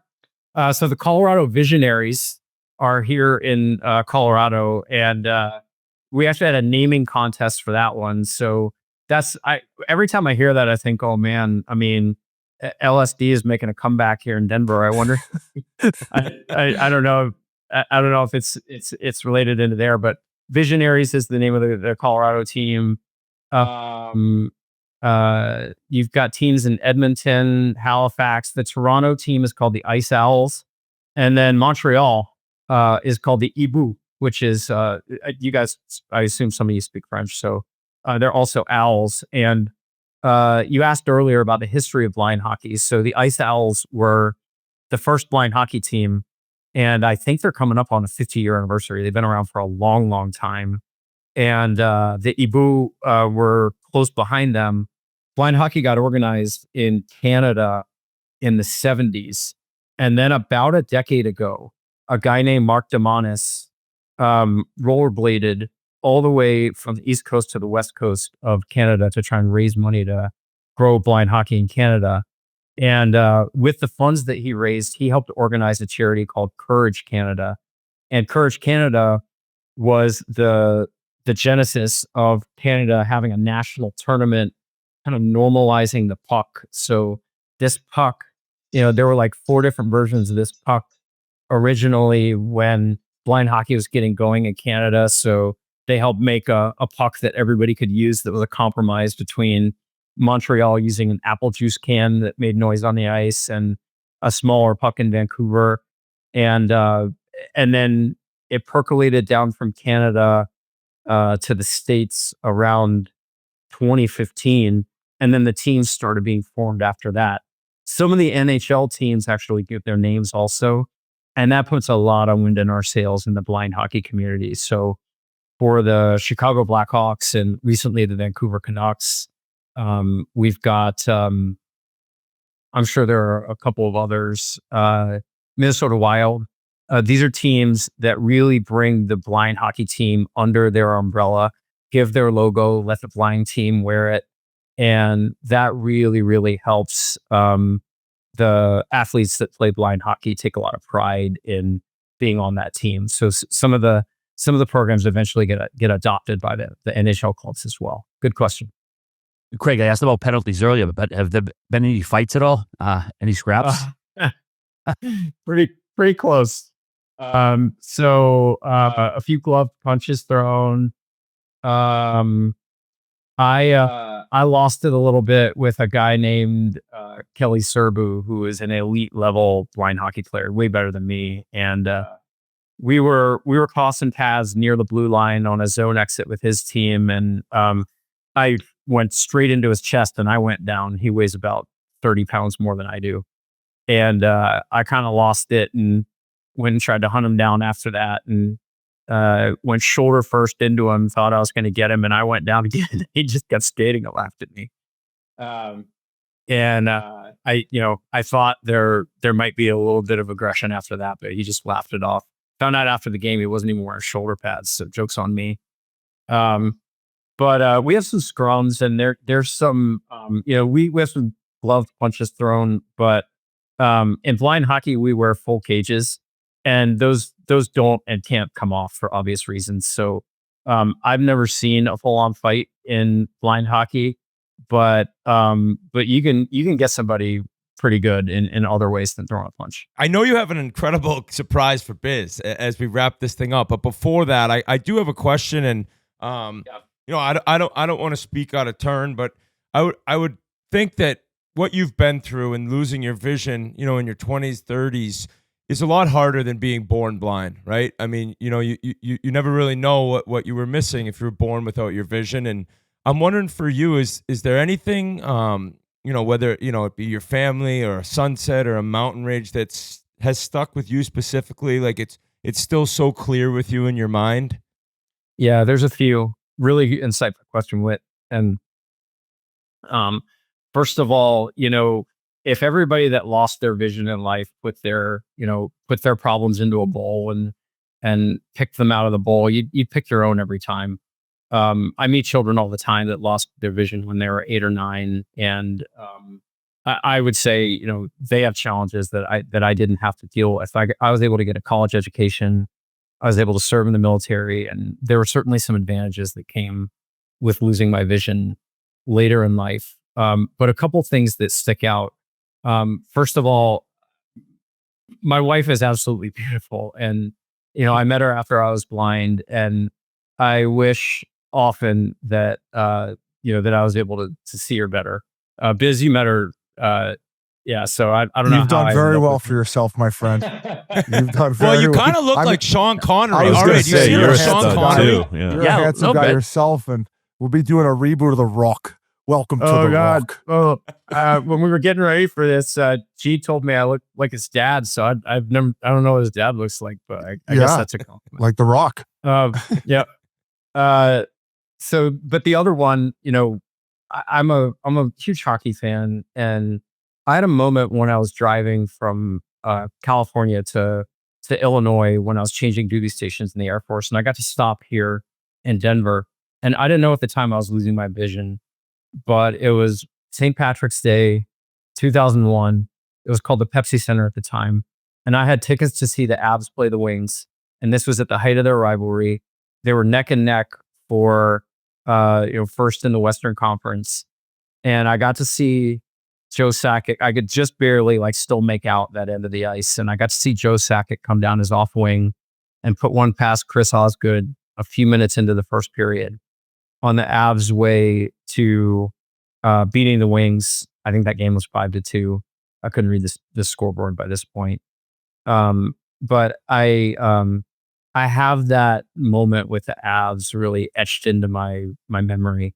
And going to a hockey game now, there's other things I can pick up, and I listen to the broadcast. Most arenas have something where you can follow the game now, but I miss being able to see those games live. There was only about 4 years where I was a hockey fan and could still see well enough to go. But the few of those I really miss. And then the last one really is I really enjoy the outdoors. I was a survival instructor in the Air Force, and I've always really enjoyed being outside. And I got to hike this trail called Old Rag with my wife. It's one of the hardest hikes on the East Coast, and I miss really being able to see what's around me when I'm out in nature.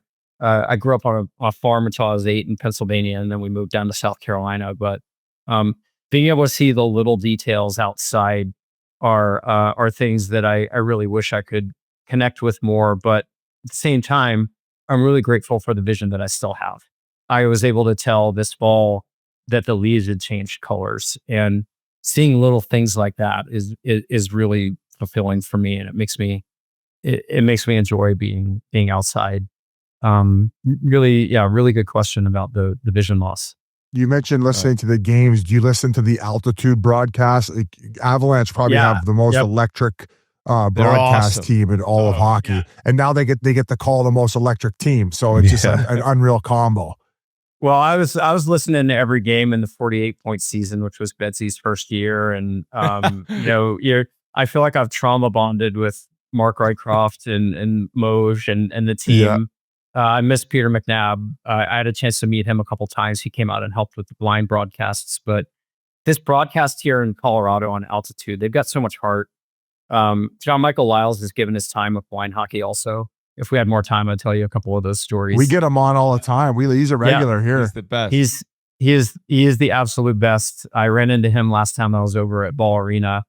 And we're really grateful for what he does for the Colorado Visionaries. I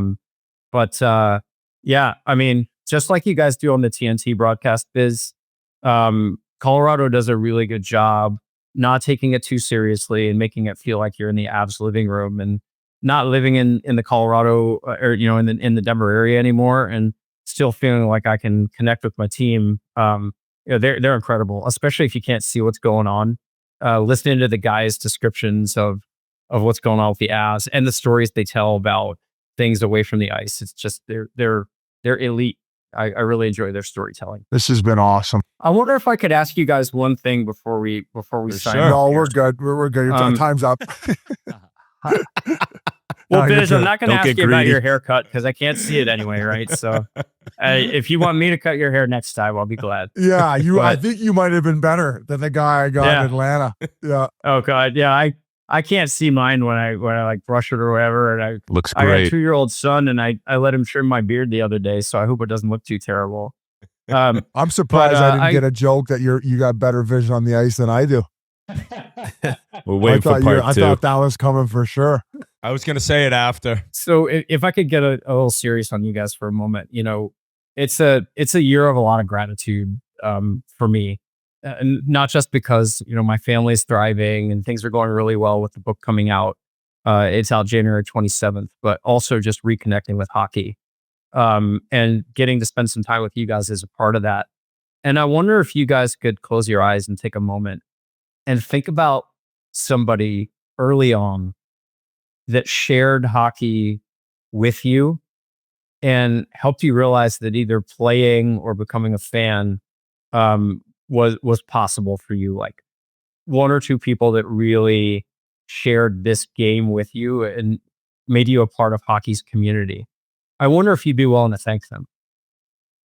Yeah, I mean, it's kind of crazy you say that, and you close your eyes, and I think of my dad.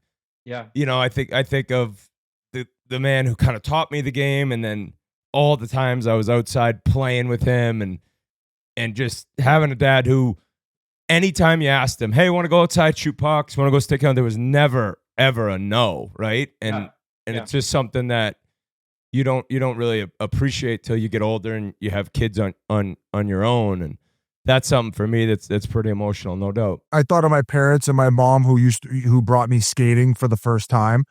And she would do it once a week, and I'd have the double blades, and I'd basically be walking on the ice, and I would complain about how much I hated it, and she's like, no, we're coming and then eventually, obviously, I fell in love with it, and I mean, look at what it's provided my life. And then the other guy was Mark LaRose, He was a lawyer in Welland, Ontario, and I had him very early in my hockey career. And I just remember him like he would like take us to play exhibition games against Buffalo teams, and he would like pay out of pocket and donate so much of his time. He would rent out like an old building in Welland where he put up nets, and we put our rollerblades on and we go shoot pucks, right, when we didn't have ice time. So I remember that year I felt like we played like almost 100 games, and he obviously, that development helped out, and that much time and ice time kind of helped advance me. So he passed away, unfortunately. So it's it's terrible, but he was a big part of my hockey career. Hockey people have such big hearts, don't they? Yeah. Oh yeah. I think for me, and obviously the easy answer would be my dad, just being my coach and teaching me the game, and he coached Ryan as well. But I'm gonna say my brother, and just the fact that he was 3 years older than me. He was so much better than I was. I wanted to be as good as him. And, even being friends with Whit, like they played together in the same team, me wanting to hang out with them and be as good as them, and get asked to play in the street hockey games and get asked to play in a summer skate game. Just the, in seeing their love for the game. Cause I think for me as a kid, it was just kind of one of those things. I was like, oh, I'll go play hockey. My friends are doing it. But seeing the drive that those guys had at such a young age to better themselves, whether it was to go to a certain high school or a certain college, and for Whit making the NHL. But definitely my brother. And even from a young age, I just remember him, like he was the type of kid that woke up my dad to go to practice. He was in the car already, had the car warmed up for my dad, where my dad was dragging me out of the bed. So I would definitely say my brother, just the commitment he had at such a young age to the game and bettering himself was very, very remarkable. As far as me, it's Ma and Dad. It's funny. I mean, I can't skate worth the lick, Craig, but I somehow managed a career in hockey media, which is kind of ironic. Ma and Dad, they had. I can't skate worth a lick either, Ari. You're better than me, pal. I'll tell you that.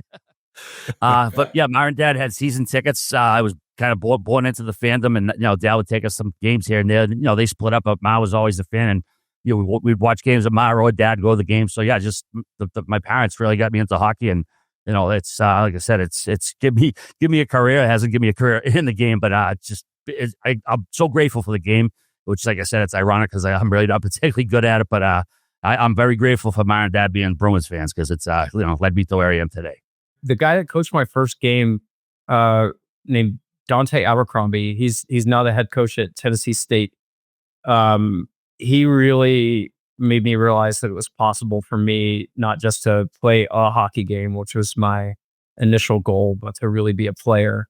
There was a hockey director at the Caps Rink named Dan Jablonec that had to make a judgment call on whether they were going to let a blind guy play regulation hockey. This was well before I found blind hockey. And, he cared more about giving me that opportunity than he cared about getting sued from, letting a dangerous guy onto the ice. And, Dan was really instrumental in me being able to get out there. Lion Messier, Mark's son, if you can believe it, actually taught me to shoot. And he spent a lot of mornings with me, helping me realize that I could play. And then I had a skating coach. She's actually a power skating coach for the Caps named Wendy Marco. And she spent many, many, many mornings with me, trying to get me from can't skate at all to just took a skating class to maybe I can play competitively. And I could be here all day thanking more people, but our game has such a big heart. And hockey has really helped me rewire my brain and succeed off the ice. And just feeling a lot of gratitude. And it's fitting, congrats on episode 600, guys. That's incredible. And thank you guys for what you do for hockey's community. You give people, whether we're not players at all or play a little or play a lot, you give us a chance to connect and feel like there's a place in the game for us also.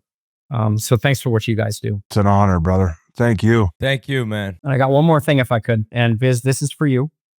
So you got the primary helper on Wayne Gretzky's first blind hockey goal. That's it. Nice. I don't know if his eyes were fully closed.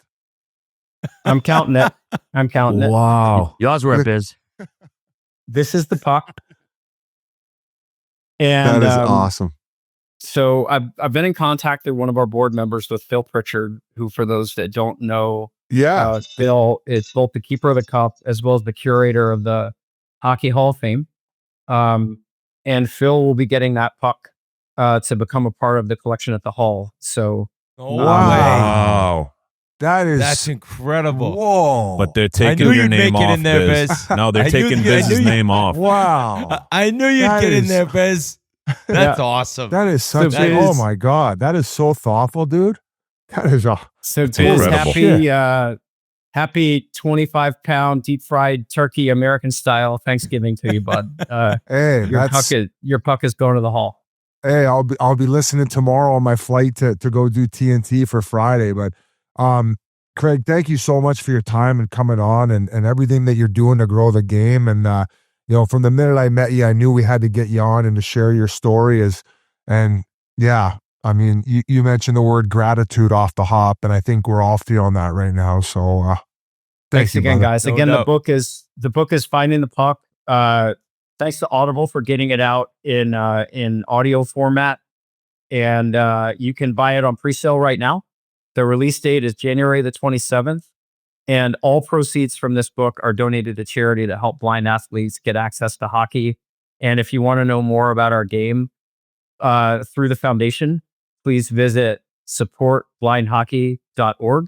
And if you want to actually watch blind hockey, just go on to YouTube. We've got the Blind Hockey League. We'll be on the ice December the 19th through the 21st in Vegas. I'll be playing in that. And both Canadian blind hockey and US blind hockey have some incredible content if you want to watch a blind hockey game.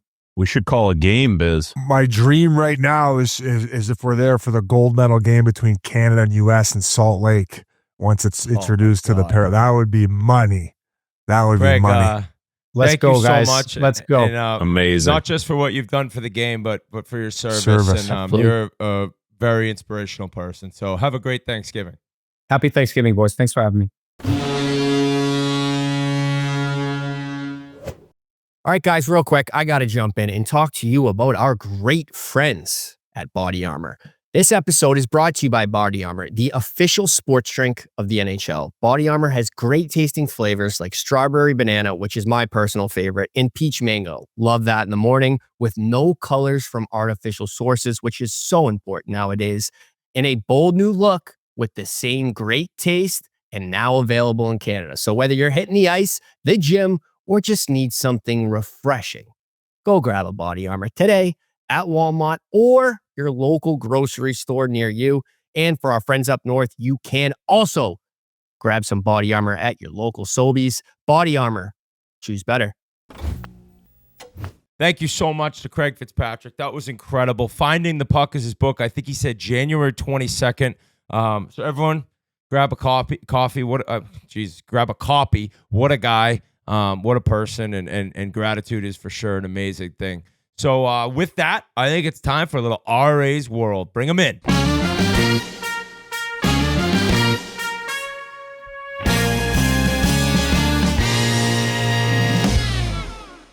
Hello, everybody. Gobble, gobble. Welcome to RA's World, the 5th version on the Spittin Chiclets podcast. All fired up, boys. Love Turkey Week. Great interview we just did with Craig Fitzpatrick. Awesome stuff. How you boys been? I missed you last week. You was out in California. I was on the couch all week. I was walking around like Yoda Biz. My sciatica acting up. My fucking hip, man. Getting old quick, boy. Not fun. Not all fun. Right, you got to get yourself a trainer. And that should be your New Year's resolution. Get back in shape. Maybe get a 6-pack going. Oh, my God. Oh, would you ever do a fast, RA? It'll be the first time I was ever fasted anything in my life, probably. But no, I gotta get back out there because I can't do my 2-3 mile walks. I gotta walk like an old lady, man. It's like I need a cane and shit. It's do you brutal. get like a softball and you roll on your ass and in your glutes and stuff? Yeah. I got like double whammies before. I told you my L5S1. I showed you my thing that's acting up too. But either way, boys, good to be back with you. How's everything going? It's been a minute. Yeah, been a couple weeks, all right. Good on my end. I got some rest this weekend. I watched the movie Heat. I'm sure that you were loving hearing that. Witt's got the family in town this week for Thanksgiving, and Keith just got back to Boston, didn't you? Yep. Yeah, up here for the holidays. Can't wait to go see some family. I'll head over there after this, and then tomorrow, obviously, see everyone. But great to see you as well, RA. Good to see you as well. Did you happen to catch LA Confidential on the flight out or the flight back? I know you said you might. I didn't because I ended up trying to fall asleep the entire That's all right. time. Yeah, but I got it downloaded. Biz, I watched Pekin. You and Donnie, absolute like chemistry off the wall. But I wanted to ask you though, like you guys did the bike ride after you hiked up the hill. I mean, I'm not trying to like, oh, dude, like your legs weren't jelly, man. I I've thought been you guys doing were it all summer. Like I train and I do stuff, and I'm used to hiking. That's maybe why Donnie wanted a little bit more time and a proper lesson before he went down. But also completely different muscles, right? You're not really pedaling. You're just gravity's taking you down. It's more of like an upper body and forearm and hand workout. Vision too. It's got to be. What's that? It's got to be like a vision and you knowing where you're going, right? Yeah, that's actually to me the stimulating part where you're not really thinking of anything other than just like where you're going, and it's kind of like it's like skiing almost. Skiing, yeah. Where it gives you that adrenaline rush, and you have to be completely dialed in, because if you fucking eat shit in either of those two, you can end up in the fucking hospital. So no, it was right afterward, buddy, and we had a blast. I was episode 1 you're talking about, and then episode 2 just dropped yesterday, which had the fishing and surfing scene, which probably one of the best fishing scenes going right now. Haven't caught that yet, but you should put aside like 5 minutes each episode if you interviewing like an 8 or 10-year-old kid, because when you were talking to that little kid. And you're Amazing. Like, hey, how'd you know so much about mountain bike? And he's like, well, I mountain bike all the time. It's like fucking hilarious. He was a Do you very still eat your intelligent boogers? kid. Yeah. But when they cut to you, what's that? The camera on your head there. I couldn't believe how narrow that was, man. For like you never ridden a bike in a long time. That was pretty ballsy, buddy. I never did mountain biking, but I would do. I had the ones that had the pegs on it, and I had BMX. like a BMX bike, where I would go off little jumps and stuff like Where that. your buddies would hop on too. You could drive your buddy around. Yeah, that was easy, especially if you got the both. Sometimes you'd have two, one on the front, one on the back, because I would have both wheels pegged. That's why you got the strong legs. Yeah. I credited my NHL career to my BMX riding when I was a kid. I drove when I was in Hawaii for my honeymoon. Psych, good time. They pick you up at your hotel at like 2 a.m. and they drive to Mount Haleakala. It's a volcano, and you watch the sun come up. Like like there's like 50 people, and then you drive your bike down the hill when it's light out. It's pretty cool. I mean, but like you don't have to go all the way up. That's why like jelly legs. I thought you guys would have jelly legs, but it's awesome. You see the sun come up, drive down, good time. But it was my honeymoon. And dude, fucking Michael Jackson hijacked my goddamn honeymoon too. When I was in Hawaii.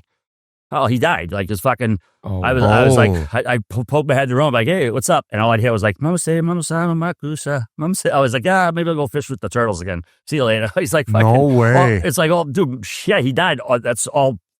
Was on the TV all week. I'm like, all right, fuck it, yeah. MJ like kind of like ruined my honeymoon. And poor Farrah Fawcett, she died the same day. Well, I mean, when you're in Hawaii, right? That's what you said? Yeah. I mean, you could turn off the TV. I mean, the whole reason to be there is to get outside. Yeah. But I hear I that wasn't watching it. I remember when Princess Diana died, it was like all anybody wanted to talk about at the time. Yeah, I remember. Like, there's a few that really stick out to you of where you were when they passed. I mean, what's the number one to you guys? Princess Diana was a big one. It was a Saturday night. I remember that. And I remember Grinelli a real Saturday night I stayed in, and I thought it was like an SNL thing. Kobe Bryant. That's another one. Yeah, that was like it didn't seem. I remember real. I saw a tweet from Pat McAfee. I was like, what the fuck? Remember that? I remember we were getting on a plane. It was during All-Star break or whatever. There was like 8 of us in Barbados. No, not Barbados, Turks and Caicos, and we were getting on a plane as everybody found out at the same time about Kobe. It was so scary. So scary. I mean, for us personally, like I'll never forget finding out that Johnny and Matthew passed away. Yeah, that's another one that you'll just Jimmy, and you just never forget those moments, like where you were, who told you. But all right, it's funny you say like 2 a.m. because people are like, what the hell? But like when you live on the East Coast, the one time I went to Hawaii, you wake up at like 3:30, 4 because of the time difference. I remember like that's kind of one thing I was like, I was up every morning at 3:30, which I think that's 9:30 Eastern. So it's like it's kind of hard to, you don't mind getting up early, and then every night over there I was asleep at like 8:30. it's one of those places where you go and it actually exceeds your expectations. Like just the sheer beauty of it, and everything you see out there is awesome. But no, Biz, I want to go back to a couple of things you're talking about. It's kind of fucking weird. You were taking a leak with a Woodrow. You were talking about on peeking last week, peeing with a hard one. You were talking to Donnie about that. Yeah, I can pee with a boner, dude. So I was like, why? Like, you basically got to have you got to be like a magician to do it the way you were talking about, like in the toilet. No, I just have always been good. Like, yeah, like even if it's like extremely hard, I could just like find a way to pee with a boner. Borrow sparks, dude. That's part of it. Yeah, dude. I was gonna say, dude, if you get up with more than wood, and it's tough because you got to back up because your streams hit a decrease. Just put the shower on hot, dude.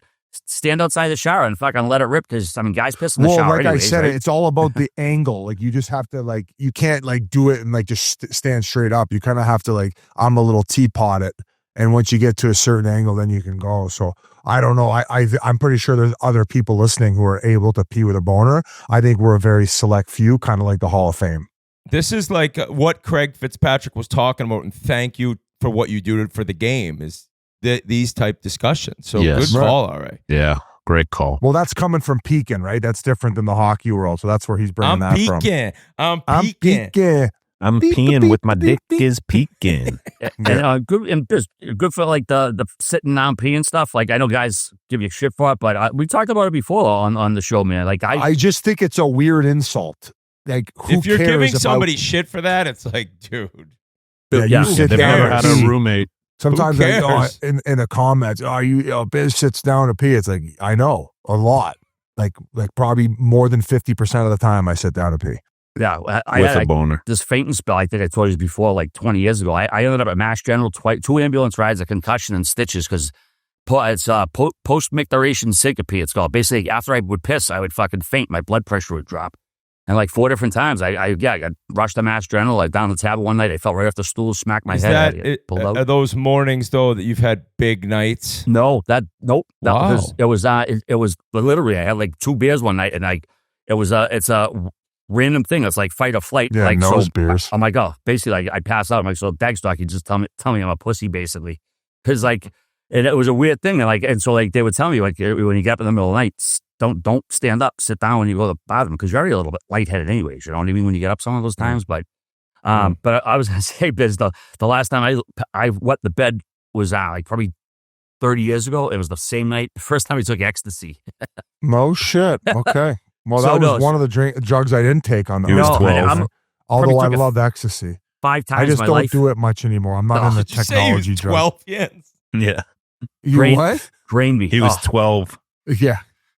All right, I got a kick out of your tweet. I really laughed at the New York Post tweeting out that kids are choosing SEC schools over Harvard and Yale. That was kind of classic. I don't know if any kid has gotten into Harvard and decided then to go to SEC. I think you called them out for that. Yeah, because this doesn't make sense. And I clicked on the Post story, and they were just sourcing the Times of London, and I read that thing. And there was not one thing in there that said anything about students eschewing or not decide not to go to Ivy League schools and to the SEC. It was but the whole Twitter was everybody was jumping off that thing. It just drives me nuts. I'm a journalist, a nerd, all that stuff. But just people just read the tweet and go off that. But yeah, they're not gonna do that. It's the friggin' New York Post. But I know here's another one, Biz. I want to talk to you about Matthew McConaughey. Did you hear about this story last week? Well, I mean, there's a lot that come out about him. He's just always got a magical quote or doing something very special. Dude, he seems like the man. Yeah. Oh yeah. I haven't heard any bad things about him. No, this ain't bad. He said he was on a podcast. He said that basically he had a wet dream and then he realized he had to go out and find a wife. It said in his dream, he said there were 22 vehicles, 22 women, and 88 kids. Each woman was serene and satisfied. Every child was smiling, laughing, and healthy. McConaughey said that he never got married. There was 88 kids there for each year of his life. I hugged all the kids. All of a sudden, 3, 2, 1. Then I came. I was like, what the fuck? And then he started looking for a wife after that. That's one of those ones where I think you keep that one in the vault. That's not one you share on the pod because maybe the cars and the women, but once you say the kids, you're like, I've also heard RA break down a movie that he's seen sometimes and he's a little off. Now you're telling me that he's describing a wet dream in which he's reading the quote. Yeah, direct quote. Yeah, I know. quote. Yeah, sometimes it gets a little bit fucked up He on might the have way. said something after that quote. Yeah. He So wrote that in the ambulance after passing out peeing. I It mean, was just like this, like it might as well be like Candy Lake Park or something. He fucking nutted, and this woke is up and before he found the was wife. married. Yeah, This is and he ended up meeting his wife like 3 months later or some crazy shit. So. Was this on the Theo Vaughn podcast? I saw he was just on there. I don't know if haven't it was that or listened not. Like whatever the story was. I don't think it was Theo Vaughn. Some other I'm podcast. guessing he didn't tell that story on the first date with his future wife. I'm surprised right? he didn't get final edit on that one. What's he care at this point, right? I mean, it's fucking McConaughey. It's just but I mean, I'm sure I've told weird stories before. I just don't know if the hugging 88 kids and fucking busting my nut. Yeah, I read it. I was like, it wasn't an erotic dream. It was just a dream, and I don't know. Maybe he must have been backed up or something. But I know we were just talking about the playoffs. I honestly think there's the 75% number we always cite. Playoff position on Thanksgiving. I think the East might go below that this year right now because everything's so jammed up. 16 teams separated by just 10 points. I think I wouldn't be surprised if like 4 or 5 teams drop out. I don't know. Everyone's so jammed up right now. I think it's what Toronto's in last place, but they're still only 2, 3, 4 points out of a playoff spot. Right. And over the West, man, Barry Trotz, is he on the hot seat? You think? The GM? I think that they said that he's safe. I think that he has also said that the coach is safe. Brunette. So I don't know. It's got to be a fire sale there. They're also saying that if you want Ryan O'Reilly, it's going to cost you a first and like a decent prospect. I saw that. Yeah. I don't know. Like, I think that Ryan O'Reilly would be an unreal third line center on a cup team where he's kind of like, he's running off fucking, he's having like the best stretch of hockey he's had in the last couple of years. Like, I think that would be an ideal situation, but he also makes 4 and change. So where do who can slide him in at that money for what he's going to bring to the they got a lot of decisions to make there. And I don't know, maybe because of how tight it is already, though, they do end up squeezing out a decent return because teams are a little bit desperate. But yeah, as I mentioned, he's got a $5.5 million cap hit. I would see him to be the first to move before any of those guys. All right. Right now, the Bruins are second wild card. Are they making the playoffs? A week ago, I was dancing around the house saying, yeah, when they were in first place. You know what? I think they do get in. Okay. I love the way Swayman's playing. Sturm's got them firing all cylinders. Like what they lack in skill and talent, what they make up for in heart and effort and grit. They play for each other. I love the way Zadoros were playing.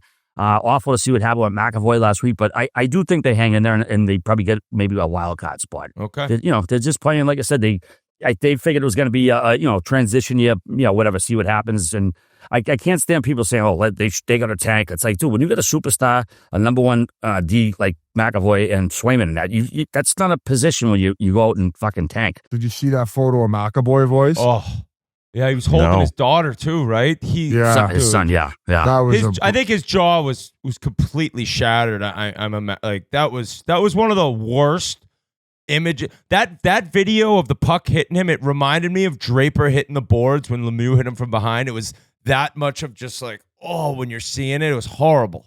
Yeah, it was. Like the first, when he went off, maybe he'll come back for the third period. You might have thought he was spitting some chiclets, but when they showed that other replay, right at his face, it's like, oh man, this poor guy. But and just back to the Preds biz, they're 51 goals, last in the league. They only got 2.32 goals per game. And Trotz said, I know what toxic is, and I don't feel that we're toxic right now. So I don't know if they're not toxic right now. I don't know what's going on there. But another thing too, I want to go back to the Askarov trade. I mean, to San Jose, he's playing his ass off right now. They might get in the playoffs the way, obviously Macklin and Smith the way they're playing, but Askarov, they could have had Askarov and Saros for the next before they trade Askarov, for 2 years under contract for less than $6 million. So you could have had Saros and freaking Askarov backing him up, and Saros ended up getting hurt. It was just like they kind of sold them low, I think. I mean, Askarov asked out, though, didn't he? Yeah, well, I think that was one of the Trotz moves where he's like, yeah, I'm not dealing with this like young up-and-coming punk. Yeah. That's hard, man. That's a hard road to go down now. And I get where some of these established guys, like a guy like Trotz, if some young guy is getting a little lippy and he has improvement shit, and you're like, okay, fucking, we want this distraction fun out in of here. San Jose. But like if you have a good asset and he's a good player, like same goes for like Cutter Gauthier. I wouldn't have moved off of him for what they did at the time. I would have said, okay, yeah, I get if you don't want to be a Flyer, you're not going to be a Flyer, but we're going to wait till we get the best deal. And you can be a Phantom. Exactly. But I think Askarov didn't ask out until Saros re-signed that monster deal. Okay. And So it was almost like he's like, all right, well, you got 8 years now. I don't want to be a backup. But yeah, Trotz was pissed that, it got leaked out probably from his agent. But, like you said, Biz, he's not obligated to trade him just because you're mad. Going back to that conversation, it's like, well, buddy, like fucking I know Saros is one of those guys who typically gets the net more, but we're talking about him playing 55, 60 games. You're still going to get your 20, 25. You do that for a few years. And then if you're as good as you say, you would have already gotten the net there a little bit more, or you're free to then say, hey, I got to go be a starter somewhere else. So I thought the kid was a little bit above his skis, but I think at the end of the day, that's what you're going to deal with more and more as as we're seeing just kind of these young guys run the show, not like ever before. But you have to, you can't let them dictate the move and the return. Like, what did they get back for him? It was a couple picks, prospects, but nobody who's played for the Preds yet. Nobody who's played for the NHL yet. So they're still waiting on these guys. Yeah, just I don't know, a couple of tough moves for the Preds. I mean, they kind of fell off the cliff real quick. But I want to talk about some of these jerseys too. Keith, what you think of those Rangers blue ones that they played versus the Red Wings? I know it was a couple weeks ago. Ones. Oh, Love them. That was unreal to watch on TV. Plus, when they all started scrapping too, that was pretty good stuff. There've been some good ones. I love the Bruins ones. I love the all yellow Pittsburgh one. That's good shit. All blue St. Louis. But the fucking Dallas ones they dusted off last night. I said to the I goes, they look like a Temu camouflage for like an army in like an Eastern European country or something. It was just, I don't know, just ugly. I don't think it looked that great either. Yeah, nothing's better than the ones the Blackhawks released, the all blacks that sold out in about 3 minutes. Those are the best jerseys in the league. Yeah, those are nice. And the ones the Panthers too. The ones that got the Winter Classic, that's like the Leaping Panther, but they kind of made them like a little sort of cartoonish looking. Yeah, I love them. I think some people don't love the pants and stuff like that just because of the gold or yellow, whatever it is. But I think the jersey is sleek. I think Witt said it last podcast, like it's the old school cat, but it's like it looks new school. I think they did an unbelievable job with them. I don't remember this many jerseys being like released in one single year. Have you seen like I think it's like 10 different teams? They do it all the time. Yeah, well, the Centennial had a lot to do with it, but it's a moneymaker. Absolutely. All right, I'm gonna jump to the gambling picks now. The NHL, no games Thursday. I don't have any lines for Friday and Saturday, but I do got an NFL pick Thanksgiving today. Detroit Lions, with a 2.5 on the spread. I'm gonna take them on the money line minus 142. Green Bay spanked them earlier this year. Detroit won last week. They've been kind of iffy lately, but I'm going to jump on them tomorrow. It's Thanksgiving. They tend to play a little better on Thanksgiving, but that's probably my only play tomorrow. Any NHL stuff I'll post on my Twitter account. What else? So, a classic recommendation this week. I gave LA Confidential. And this show, it could have been my fourth on my Mount Rushmore, but I went with Cheers as a comedy. It's Deadwood on HBO. It's one of the best shows ever. You ever see it, Keith? No. It's set in Deadwood, South Dakota, North Dakota in 1870, and it's a real time. It's a fictional story, and they did 3 seasons. Legit, one of the best shows ever on HBO. But what happened? This writer's strike came along, and they fucking people signed contracts on the show, so they never gave it a proper finish. So it's like season 3 ended, and then like 15 years later they had a movie. But it's one of the best written shows. Like Al Swearingen, you got Tony Soprano and Al Swearingen, probably the 2 greatest characters in HBO history. Biz, you got to check it out. It looks like a show Biz would like. It looks like a mixture of gangs in New York and There Will Be Blood. Oh wow! Now we're talking. But it's about how like the story of America and how it's the Wild West and all these pioneers go out there and all the violence and the rich dudes trying to kill everyone and take everything over. But legit, one of the best fucking shows out there. So give that a look. See, what else we got going on? That's not much else, man. I Deadwood, grind my gears. Oh, that's well, buddy. It's Thanksgiving, man. Take a load off, enjoy some family time, and what's grinding his gears? We got to do grind my gears. This is a big one. So there was a politician, I think Chris Murphy from Connecticut. He was at a rink the other day, and he was trying to record his kid's game, and they're like, "No, you can't do that. Like, what are you talking about?" So these private equity places, they're taking over these rinks where they're buying these rinks. and you have to abide by their rules. So, they do these like live streams of the game. This dude was trying to record his own kid's game. And he goes, I was told, Chris Murphy from Connecticut, I was told this past weekend that if I live stream my child's hockey game, my kid's team would be penalized and lose a place in the standings. It's like, what the fuck are we doing here? Like, these assholes who are buying like rinks, and they don't like hockey. They're not doing it for hockey reasons. They're just, they just want to do it for money and strip them out for pots and shit. And it's like, wait, you're telling parents they can't record their kids playing a game? They have to like buy the version of it, whatever. I don't know. It's just indicative of a lot of shit that's going on. And, this country, this world with, people who already have enough money buying stuff, splitting up for pots. And I hate to see this with like youth sports. I mean, imagine you go to a rink and someone says, you're taping your kid, we're going to fucking put them in a strip of a victory or something. It's so kind bizarre. of like it comes full circle on like Whit was pumping Minnesota State, the state of Minnesota, and like how they run their youth sports and how it's all about like, building culture and learning life skills and team camaraderie and community, really, right? Like community is extremely important. And like you're talking about these like conglomerates just all of a sudden like are buying up these things that they have no connection to. And that's just like, it's such a weird one. Like, so is it to refrain you to where you basically have to buy their live streaming of the game service? Yeah. Which is like, that's different than if you want to take a picture or record your kid close up. Like, it's so different. Yeah. It's, parents have been threatened that if they choose to defy the rules and record the game, they may end up on a blacklist that punishes their kids' teams. I mean, like what? So they can make another fucking $100,000 or whatever. I don't know. It's just you can video an NFL game if you go to that game, but you can't do it for your kid. Like, fuck off. Yeah, exactly. And it's again like, hey, I know this private equity. This is what they do. They buy stuff up, cut it up, make their dough, and then leave it for somebody else. But this is kid sports. This is a rink. I mean, I don't. You can't implement. I would the law imagine now. they're coming off of that decision fairly soon once they see the blowback, and if they don't, all these people just take your kid out of the fucking youth league. Yeah. If like, how are they gonna implement that? Like where you lose a point? Like I would be like, okay, buddy, they got a security guard, mall cop. What the fine Paul print? Blart. The fine print, probably, Keith. You know what I mean? Like, would you sign your kid up or whatever? Nobody reads all the fine print, but that's gonna be in there. Like if we see you recording your kid, you're gonna punish my kid's team? I don't know. It's just asshole maneuver. These people shouldn't be anywhere near hockey or youth sports or whatever, but I don't know. That's the state of the world right now. People just got to fucking carve everything up and get more money. So, hey, PE, leave hockey alone, leave youth sports alone, go fucking gash up everybody else and take their money, but leave kids alone, leave the sports alone. No fucking Grandma Gias, baby. And listen, I want to wish everybody a happy, awesome Thanksgiving. I'm grateful for you guys, Barstool, all my family, everything. It's been a little tough roll the last little bit, but things have been great for a while, and I'm just grateful for you guys, grateful for what I have, and I hope everybody has a fantastic Thanksgiving. And know what to do? Tune into Chiclets U. Our boy G just dropped it.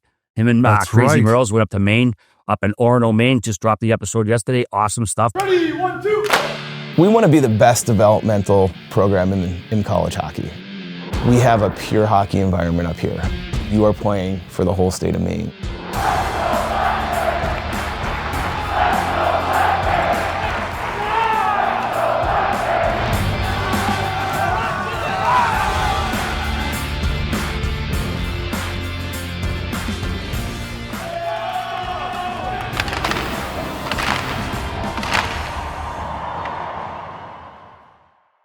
All right, I'm out of here. I'm out of here. Monty, I'm out of here, buddy. This is mine now, Monty. No, I'd rather see them spend money on locker rooms like that instead of fucking carving up parents and fucking punishing their kids. But G did an awesome job with it, so check that out. Got plenty of time to watch it over the weekend. And where are you guys going on for Thanksgiving, Biz? Where you going?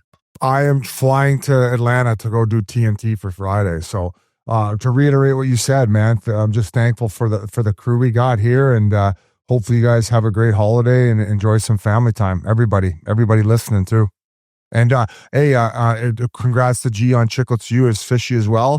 And then happy birthday to Army. I think we forgot to mention it last podcast. Dog. So one of our Chiclets members had a nice birthday. I think he's 42 now, 43. Dude, and he's been crushing it on. I mean, I feel like every time I put a game on, he's unreal. He's been doing an awesome job on it. So shout out to Ami. Happy Thanksgiving, everybody. And any final notes, boys, before we wrap it up? No, happy Thanksgiving. Happy T-Day. Enjoy your turkey. Have a great weekend, everybody. We'll see you next week.